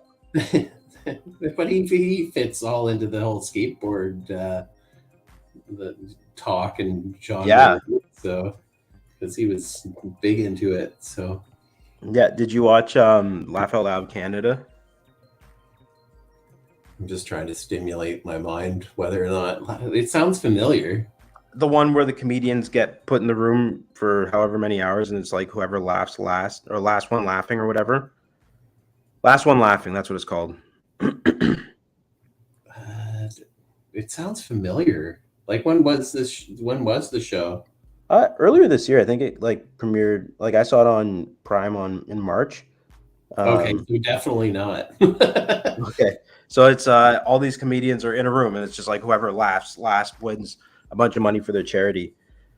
So Tom Green was on there, and like he's just such an assassin. Like his dry humor is just like it's amazing. Yeah, he's next level for sure, and definitely like these are guys that made like a living, you know, calling up wrong numbers and then being jackasses, right? yeah, pre-trolls. Yeah. Oh, I remember doing that. I don't think. Well, I grew up in the age of caller ID, so I missed my chances. I still remember when like a friend would tell you about like a 1-800 number that was inappropriate to call. So you'd be like at the mall and you dial it up just to like have a giggle with your friends. Yeah, that's right. You leave it on speakerphone and walk away. Yeah, gotta call 1-888 dirty knees. Okay. Oh man. Yeah. Oh, that brings back some stories. Yep. Yep. Man, you're making some good traction on that. You're just motoring away. Thanks, man. I'm kind of just blocking stuff, and then I love that. Like, so Jason Sean Alexander. Yep. Yeah. Like he's got that fingerprint technique where he paints with the ink, and like I go and I'll just jump over the eraser tool, and I have the eraser tool set at the same like brush setting as my inking tool, and I just take away, you know, it's like doing scratchboard basically, right? So I'll establish texture and negative space with my eraser, and then that way if I have to go back and color it, I'm not coloring with like weird white specks. I can like undercolor, and then like everything still matches tone. Nice. It's a cool way of like roading it. Like watching Dan Price while he's drawing Bigfoot Knows Karate. With his fingers? Yeah, with his fingers. I feel like that's so sick, man. Like, I don't need no stinking stylist. You know what the thing though is, like, anybody who's married, like, everybody's wife likes a nice back rub, or like you know, when you draw pictures on their back or whatever. It's always by like, Dan, honey, you want to draw something on my back for me? It's like, nah, my fingers are spent. That's right. I need a finger massage. No, Even the guy's incredible. He's like he's just again, he's one of those dudes that just like his light in the industry is like it's so embraced because he's such a friendly guy. Like absolutely. good people, man. I'm going to his house for a barbecue. Oh, heck yeah. Whether he wants us there or not, he's gonna be like, why does it smell like syrup and bacon all of a sudden? I'm not complaining, but because Right. 17 friendly Canadian comic book artists just showed up. It's my candied salmon, eh? Speaking about that, I caught a salmon in Lake Ontario last week. How many eyes did it have? Just the right ones. Nice. But with I decided to throw it in the dehydrator, so I did the old maple syrup, and it was delicious, man. So, That's sick. I'm not a big fisher. My son's been out a few times this year with one of my really great customers, who we've done like I built a kitchen for them and stuff, and he's been out a few times with them, and it's cool for him to get those experiences. But it's like I've never just had the call of the the fisherman, but if the system were to collapse and I had to teach myself to fish, I would do it. yeah, I spent a lot of time river walking, and like I was a fly fisherman for a long time, so I definitely have been getting the itch to want to just do some fishing and stuff. So Sick. I texted my buddy and said, I'd love to go like walleye fishing or something like that with you Cool. sometime. And he texted me back with like this list of times and dates and says, pick one. And I was like, okay. So So you've got the outlet. yeah, he rents charters for team building and boosting. And he invited me out, so which was really nice because it's basically been the first real thing that I've done outside of going to specialist appointments and at a convention or like two like 1 day conventions like for comics. Like I haven't had much of a social outing scenario. That's fantastic though, man, because that very much might be that thing that just like unlocks your passion again, right? Like you're like you get out there like, okay, I've been outside long enough, but you go have some fun, right? It's like for me, like playing with my kids is just it's so sick to be like, you know what, I have been staring at the screen for too long. I'm gonna go to the playground, and I'm gonna act like a jackass for the next 2 hours or whatever until my kids are tired, and then and then I can double down and focus, toss some Tupac on or something, and just jam for a couple hours. Nice. But it's good to have the outlets. For sure. Like I starting to get back into doing more immersive stuff with my kids now. Yeah. But for limited amounts of time. Yeah. I think I spent maybe 5 minutes the other day playing oh man, where you bounce that ball off a trampoline? Slam ball? Is it called slam ball? No, I just think about Spike TV had that thing where it was basketball on huge trampolines. Oh no, this is like it's like a little game, like it's like a small trampoline. Oh, okay. And then yeah, it's the same thing, like or spike ball. Okay. And played with my son for a little while, but like that kind of stuff. Like I used to run around and kick soccer balls and go on the ice and play hockey and things like that with them all the time, right? So it was definitely a different transition and a way of life when you move from doing that to not really doing anything, right? So yeah, but you put the effort in and they remember it, right? Like, I figure I figure every extra hour or every 5 minutes that I put in with my kids now saves them from, a half a year of therapy. That's right.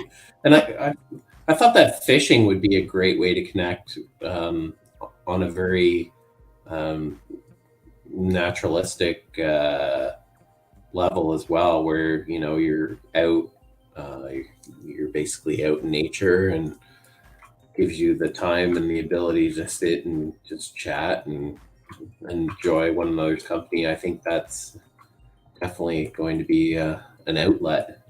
Yeah, Uh, I'm excited for you for that, man. That's so it's really, really, really cool. I'm excited for you. thanks, man. We got some nice rivers near us, like the Grand River. Yep. So there's lots of fishing to be had. Can get my wife to drop me off and leave us, or even come hang out with us as well. So You can come too, I guess, but just don't be uncool, okay? yeah. What did I tell you last time about trying to eat that fish? We have to cook it first, honey. Yeah, I know you like sushi, but this is not where it's coming from. she's just she's not like, her and my son are really like bug people. Like, they don't like bugs at all, Hmm. which is kind of the weirdest thing, because we used to like we spent many days and many months living in the wilderness of British Columbia, right? So Right. that's I'm still trying to teach my kids not to panic when a wasp come near. that's my wife. Like, okay, quit swatting it. You're just pissing it off. Like, you don't have to be like Kermit the Frog when it comes near. Just ignore it. I was on a ladder. This was my test of Zen moment once. Was I was up on a ladder. My dad and I were doing siding, and I had my aviators on, and a wasp flew onto my lens and then like climbed around the lens and was like walking between the lens and my eyeball. It's just like I felt like Harry from Home Alone, or Marv from Home Alone, is like, Harry, with the spider crawling on his face. Your dad grabs the 2x4 and just lays you out. Yeah, no, it was. I didn't panic. The thing crawled away. Got bored. I didn't get my eyeball stung or anything. And I was like, oh, if you don't bother them, they're okay. For sure. Like, wasps a little bit different, but honeybees, they just don't want to sting They're you. pretty friendly. Yeah. Yeah. But yeah, like her and my son, they're not really into the whole like bugs. But my daughter, on the other hand, like, Spitting image. oh yeah, she'd go camping for a week and not worry about it, right? So Sick. uh, Well, there with you go. When everything else fails, just take your daughter. yeah, I was just saying too that what I'd like to do is just buy one of those canvas tents, kind of more similar to like a yurt, Yep. and then just set it up in the back of the property. Maybe put down some uh, like a wood floor to put it on, Yep. and just leave it, because it's a seasonal tent, so I can put a stove in it, and then we can go out there seasonally. Um, That would be cool. Yeah, you which could just build like a little subfloor out of pallets, right?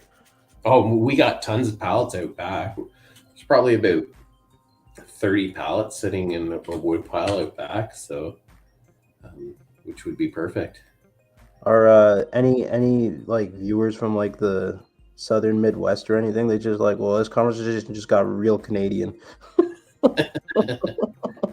That's right. They're building pallet wood furniture now. And they're talking about fishing. Fishing. Yeah, for sure. Yeah, Yeah. It is hilarious. It's good. It's good, man. It's good to be able to speak. It's like one of the things from tattooing is like the more conversations you carry, the less bored you get when you're working on something that you're like your heart might not be fully invested in, but your brain is into, right? So, when I was working my art show, I was doing like a little sketch, and the guy's like, "And you're talking to me while you're drawing this?" I'm like, "Yeah, man, it's not rocket surgery. Like it's it's just I'm doing my thing, and we're shooting the breeze. It's like it's part of the experience here. Like, you know, Yeah, some people can't even talk while they're taking a dump. I choose not to. There's a difference. Hey, Dad. Hey, Dad. Hey, Dad. Hey, Dad. You're having a business meeting. Yeah. Are you going up some stairs or something? You sound like you're winded. Oh. I was laughing with my sister the other day because she called me and I've got the Apple Watch, and like I was in the bathroom. I had to like look at my watch and think, am I gonna answer? It's like, nah, I'm gonna let it ring through it. So I called her back later. She's like, you know, it's pretty bad when we live in a world where you have to question if you're like available to speak while you're on the toilet. That's the weird thing. Like you know, Daryl, like Sawatsky, like Yeah. the writer, and you know, he's been an inaugural part of a lot of projects that we worked on, and we were having I forget, it was like a podcast with somebody, I can't remember who it was, and then somebody, we're like looking over and you can see like his shower, and then you see like the window and you're like, okay, is he sitting on the throne? So anyways, in order to get away from like just his family and stuff, like he had to go into the bathroom. He was sitting in there on his laptop doing this like podcast in the washroom while sitting on the toilet, right? So funny. If it didn't have like like a different screen casting a different image. Yeah. He didn't wire up that background. Oh yeah, so we definitely started to roast him a little bit while he was sitting there on the throne and stuff. We're like, how do we know? Oh my goodness. Yeah, You know, Zoom really exposed a lot of unique situations, over the last couple of years.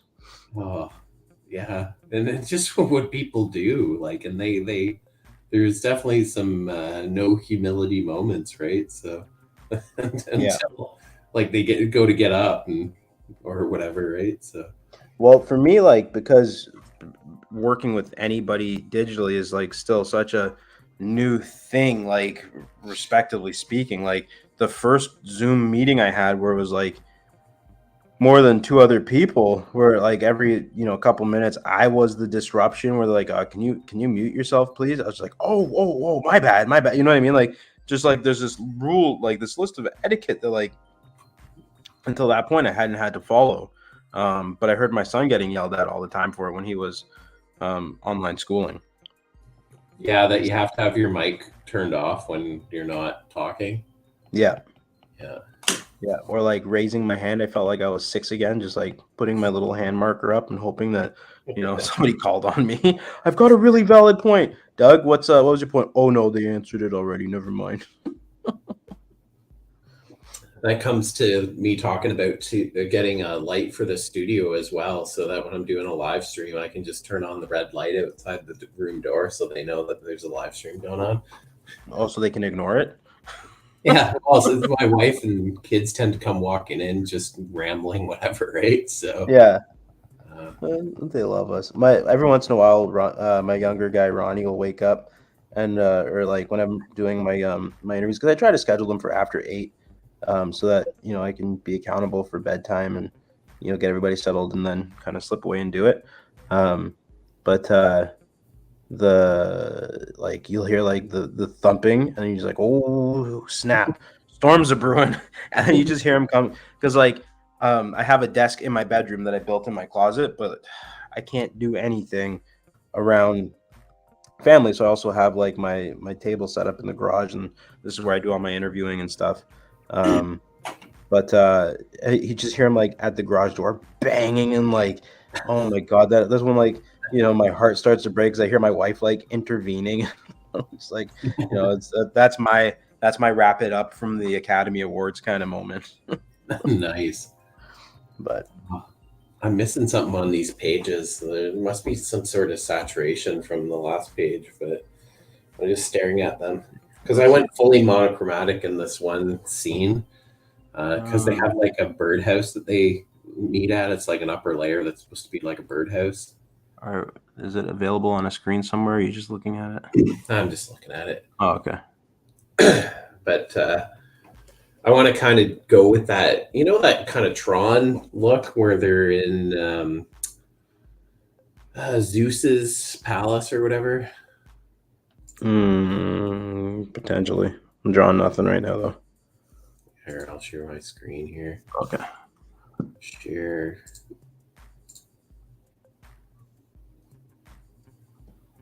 There we go. Oh, okay. So I got like these, like it's all monochromatic. So you can see the outside, how it's on this one, how it's, she's walking from a lit environment to a controlled blue light environment. Right. So I don't know. They like working in a blue environment. It's good for the psyche, I guess. That's cool. But their characters are like, he's definitely lit up differently, and they're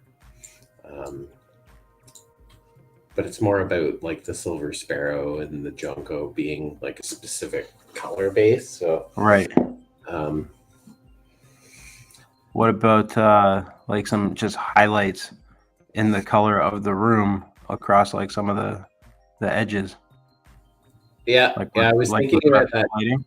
Or just adding, like, see how this panel here, we got some different saturations, like tonally, that are helping make, even though these colorations aren't, they are a little bit more vibrant, but tonally, they're very similar to these. Like, I might have to even lay in something else to separate the background just a smidge, but I'm just trying to get a feel for how this is going to look, because I spent more time working with the beginning pages of this, like how she was when she took off here. This one's a recovered panel, so like you can see, I used a lot of the cool blue in the lower part of the planet that they're on. But there's definitely a color scheme going on, right? Where the upper part of the planet's more warm, just kind of polluted and warm, and as you go deeper down, it gets cool, and so that's really cool. Thanks, man. This is drawn by Felipe. Like, I want to overpronounce his last name. Yeah, I don't want to pronounce it. That's okay. That's beautiful. I think I may have started following him recently on the IG. And then Alan Moda. Sick. So he really did the cool inking, and then I'm just doing the coloring, right? But this is based on a character that I created called the Silver Sparrow. So very cool. Left it in their hands. Now I'm just kind of wrestling through the pages. I'll get there. It's pretty cool. I think one of my things with like Chiasm is because it's such a personal story. It's always going to be the project that I want to jump back to continue working on for myself.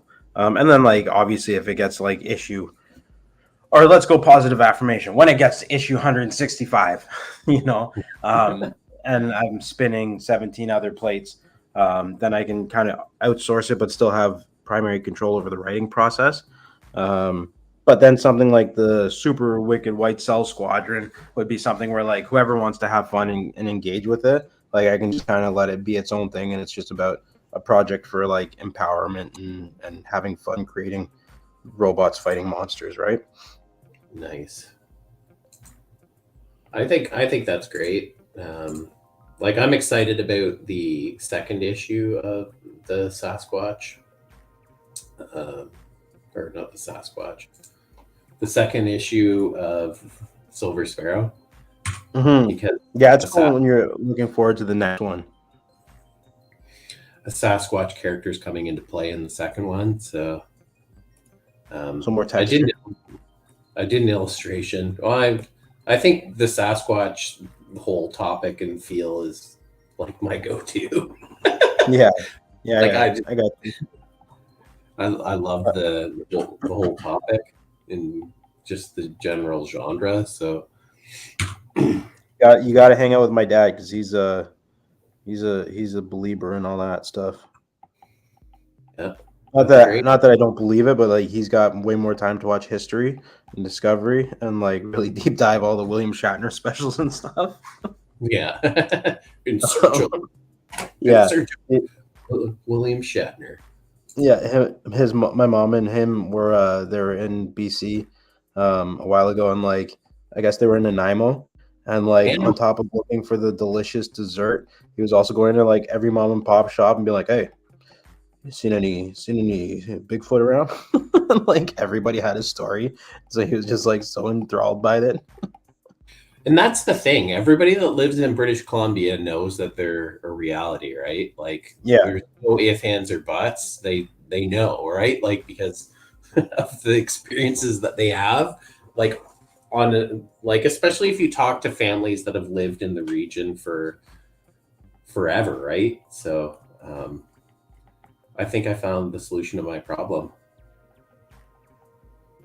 Yes, yes, I did. Oh, I did. Oh yeah, I like that a lot. I'm gonna hit save on that. I just added in the layer, did an overlay layer, and now I just got to delete some of the other layers to pop it forward. I brought in that teal look from the background of the other nice. page. So, but I am not a believer of the Sasquatch. I am a knower. You're a knower. That's good. Yeah. So Yeah, well, I don't know. I don't think that you can rule any.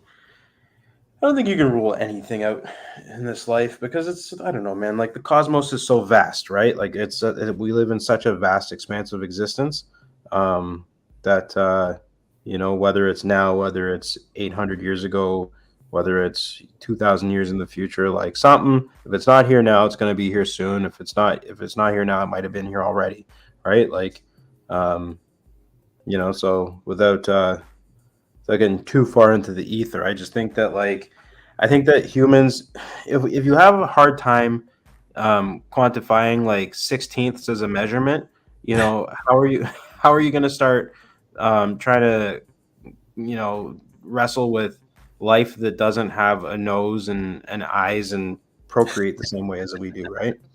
for sure. I just changed the StreamYard logo there. Yeah, I didn't see it. Oops, because it was a duck right at some point, right? Oh, nice. Little Sasquatch. What's a cast with a little bit of existence and conspiracy speaking? Well, the thing I had my own encounter in 2016. So Really, eh? yeah. Do you feel like sharing, or is it going into your life story? No, it's not necessarily into my life story, but in 2016, on July 4th, I was just strolling through the forest doing. I'd spent years researching and listening to different people about their encounters and just going through the general strokes of like basically trying to prove it to myself whether the species was real or not because Mm-hmm.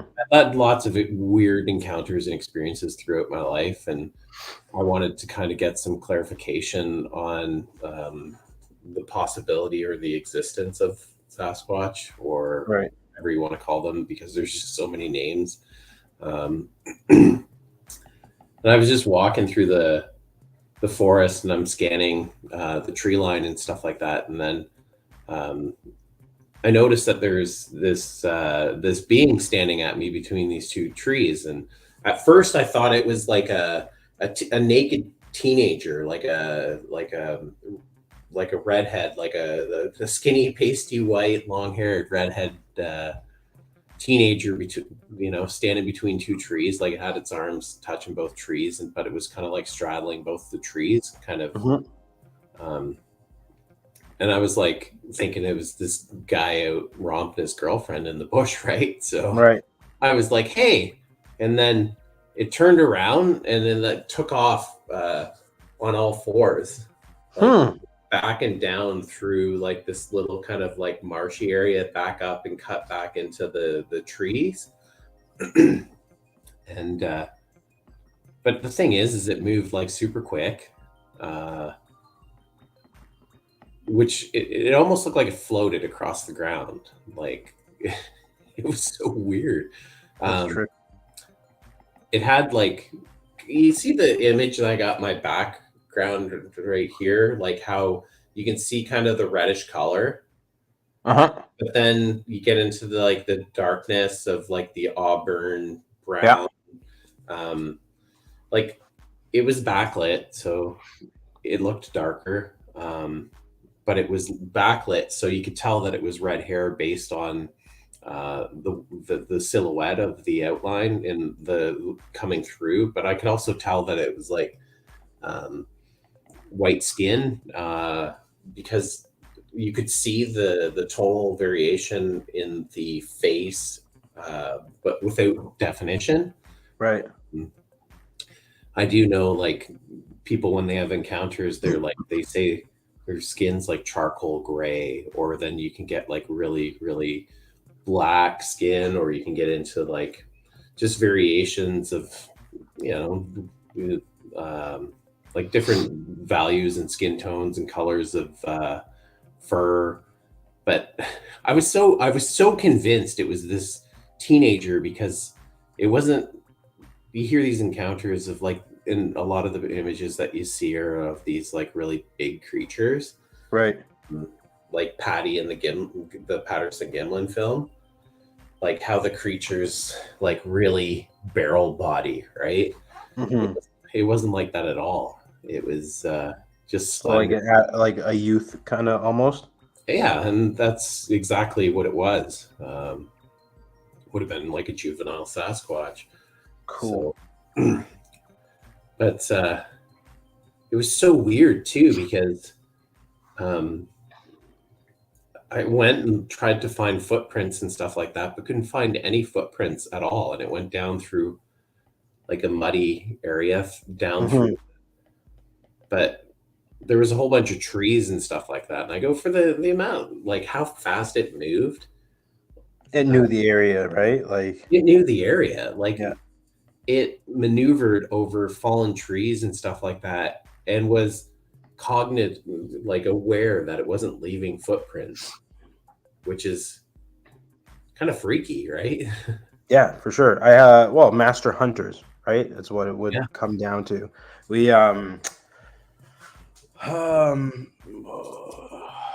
just brain farted. What was I gonna say? Oh, I saw a dude on TikTok a while ago, and he's training his body on how to walk and run on all fours. So it's just really interesting, because it's like it's not an impossible thing for humanoid creatures to adapt and know how to do that. For sure. And another thing too, the adaptation of how they perceive reality and how fast they perceive reality. Like birds perceive reality way faster than we do. Right. So how fast do they perceive reality? Well, right? In a predator prey thing, if you're always on alert, right? It's like being a parent for a newborn, like that anxiety of like listening to every fart. You're like, oh my God, are you okay? So like if that's your existence, because that you're a commodity inside nature, and people are like always kind of on the hunt for you, like you're gonna have that sharpness and that quickness of always being mentally alert, especially if you don't have other things occupying your time like Candy Crush, right? Like this dude's got like forage for berries, kill a squirrel when you can, and like don't get taken into a laboratory. For sure. And the one thing, just about their survival, like, and they've done this like with chimpanzees and stuff like that, is they have like extremely quick recall and memory recall, short-term memory recall.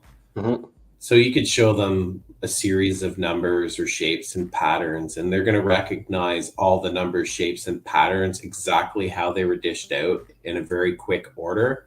And we can't even process like 3 or 4 of them, and they can process like 20 of them and remember the actual sequence and pattern of them. So there's something to be said about their adaptation. Mhm. Yeah. Did you see that movie Abominable? I think I did. Was it The on children's movie, right? Oh yeah, with the yes.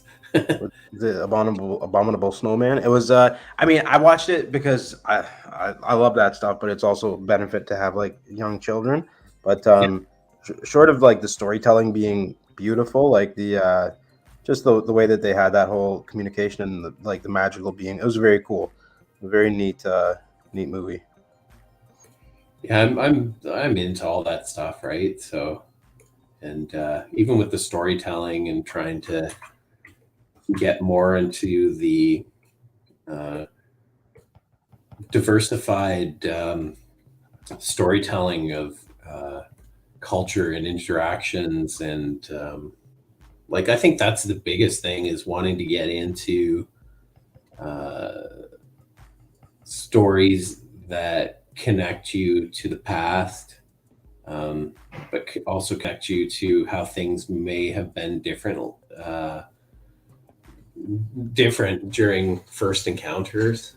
Yeah, Like how different was the species before we became like super colonial, right? Like, yeah. Like even like what it must have been like to breed Neanderthalism, like Neanderthals out of humanity too, right? Like, um, absolutely. like there was these obviously like incredibly, physically superior creatures, and then somebody who was just smart enough to sharpen the stick faster was like, no, this ain't right. But they did. There's one dude that released a video, and he shows the parallel of the timeline and the evolution of lineages of humanoids and stuff. And based on the science of how many coexist at the same time during different phases of history, it says that there could be anywhere from 10 to 20 different variations of like hominids or hominoids or Hmm. humanoids, whatever specifically they're called. But right now, if you were to even put that into context in the present day and present moment, there should, in theory, be 10 to 15 different varieties of, or human subspecies that are roaming around. I mean, Um, it's believable because there are so many like physical variations, right? Like, endomorph, ectomorph, and mesomorph. Like, even in like an artistic basis, like when you're drawing your body types, again, for the people who are watching that like are saying, what are you talking about? Like a mesomorph is like your caveman kind of superhero, like physical super being body type. Your ectomorph is like that real skinny, lightweight, featherweight kind of body type, and then your endomorph is like your barrel chested, heavy set kind of body type. And so even in that, you've got some people that are, you know, 6'4", 450 pounds, and they just have large yeah, features. You also have people who are 6'4" who are, string beans, and they look gaunt when they walk. They look like Tim Burton illustrations. Like yeah, tell me gangly. that's not a difference in humanity there, right? Like, Yeah. um, you have people who at full adult gestation are, um, 5'3", but they're strong enough to lift like a 64 square foot panel of glass. You know what I mean? Like, because they've conditioned their body. Like, so I don't know. I think that like humanity is it's a mixed bag of nuts, and there's more to the answer than kind of what simple terms give you. Absolutely. Yeah. And I think it's it's astonishing and it's also amazing at the same time, right? So that the only way that you can really immerse yourself into that world is to do exactly that, right? Like immerse yourself. And that's exactly what I did for many years. Um, and I got the answers I needed, and I pulled myself out. But yeah, it's left a lasting passion in my life to dive into the topics, right? And then, so whether it was part of the manifested reality of I keep on getting something tickling my foot. I don't know if it's numbness or what, but we live in an interesting reality, to say the least, right? So Yep. Ever expanding, availability of things that are attainable for you to learn, and infinite research, and like this. We live in a golden age, man.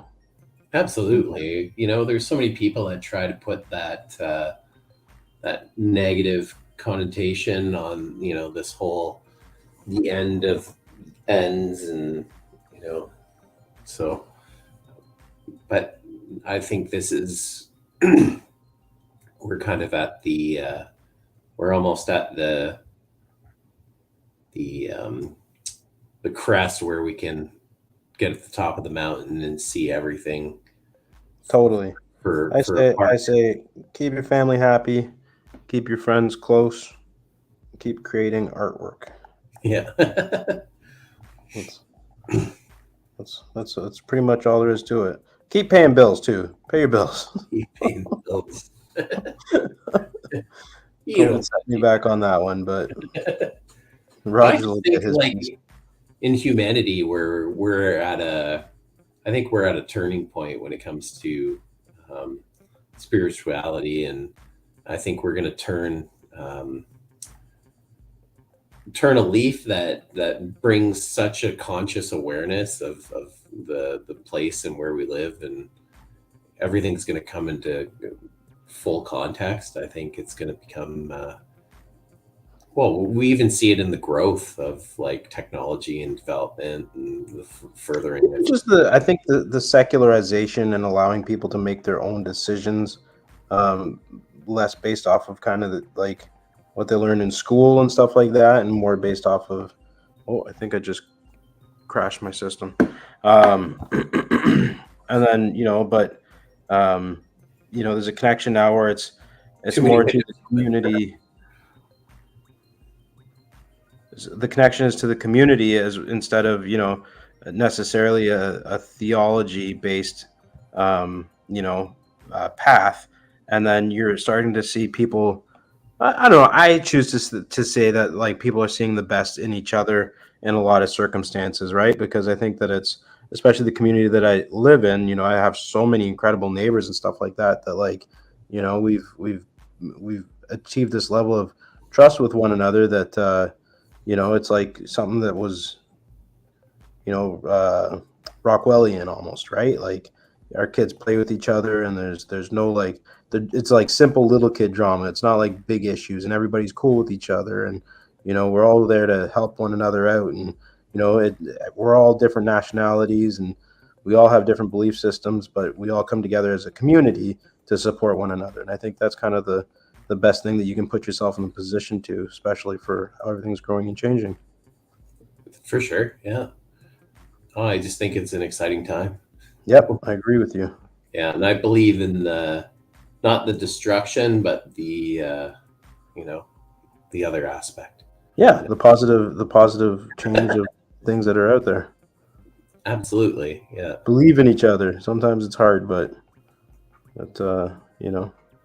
if Tim's a better fisher, then John's a better drawer. At least, you got a couple things covered off. Yeah, and it's definitely better to try to reflect in the good of someone rather than the bad of someone. Darn tootin'. All right, man. I think I'm all tentacled and tumored out for the night. That looks great. So thank you so much. Yeah, I'll flip it around for you. I think it'll be cool. I think I'll get to the point where once I'm done bolding and everything, I'll be like, you know what? I'll go with a simple color scheme, and then I'll put like 3 colors on it, and then I'll be like, you know what, I think I'm gonna finish it. For sure. But I'm having fun with it.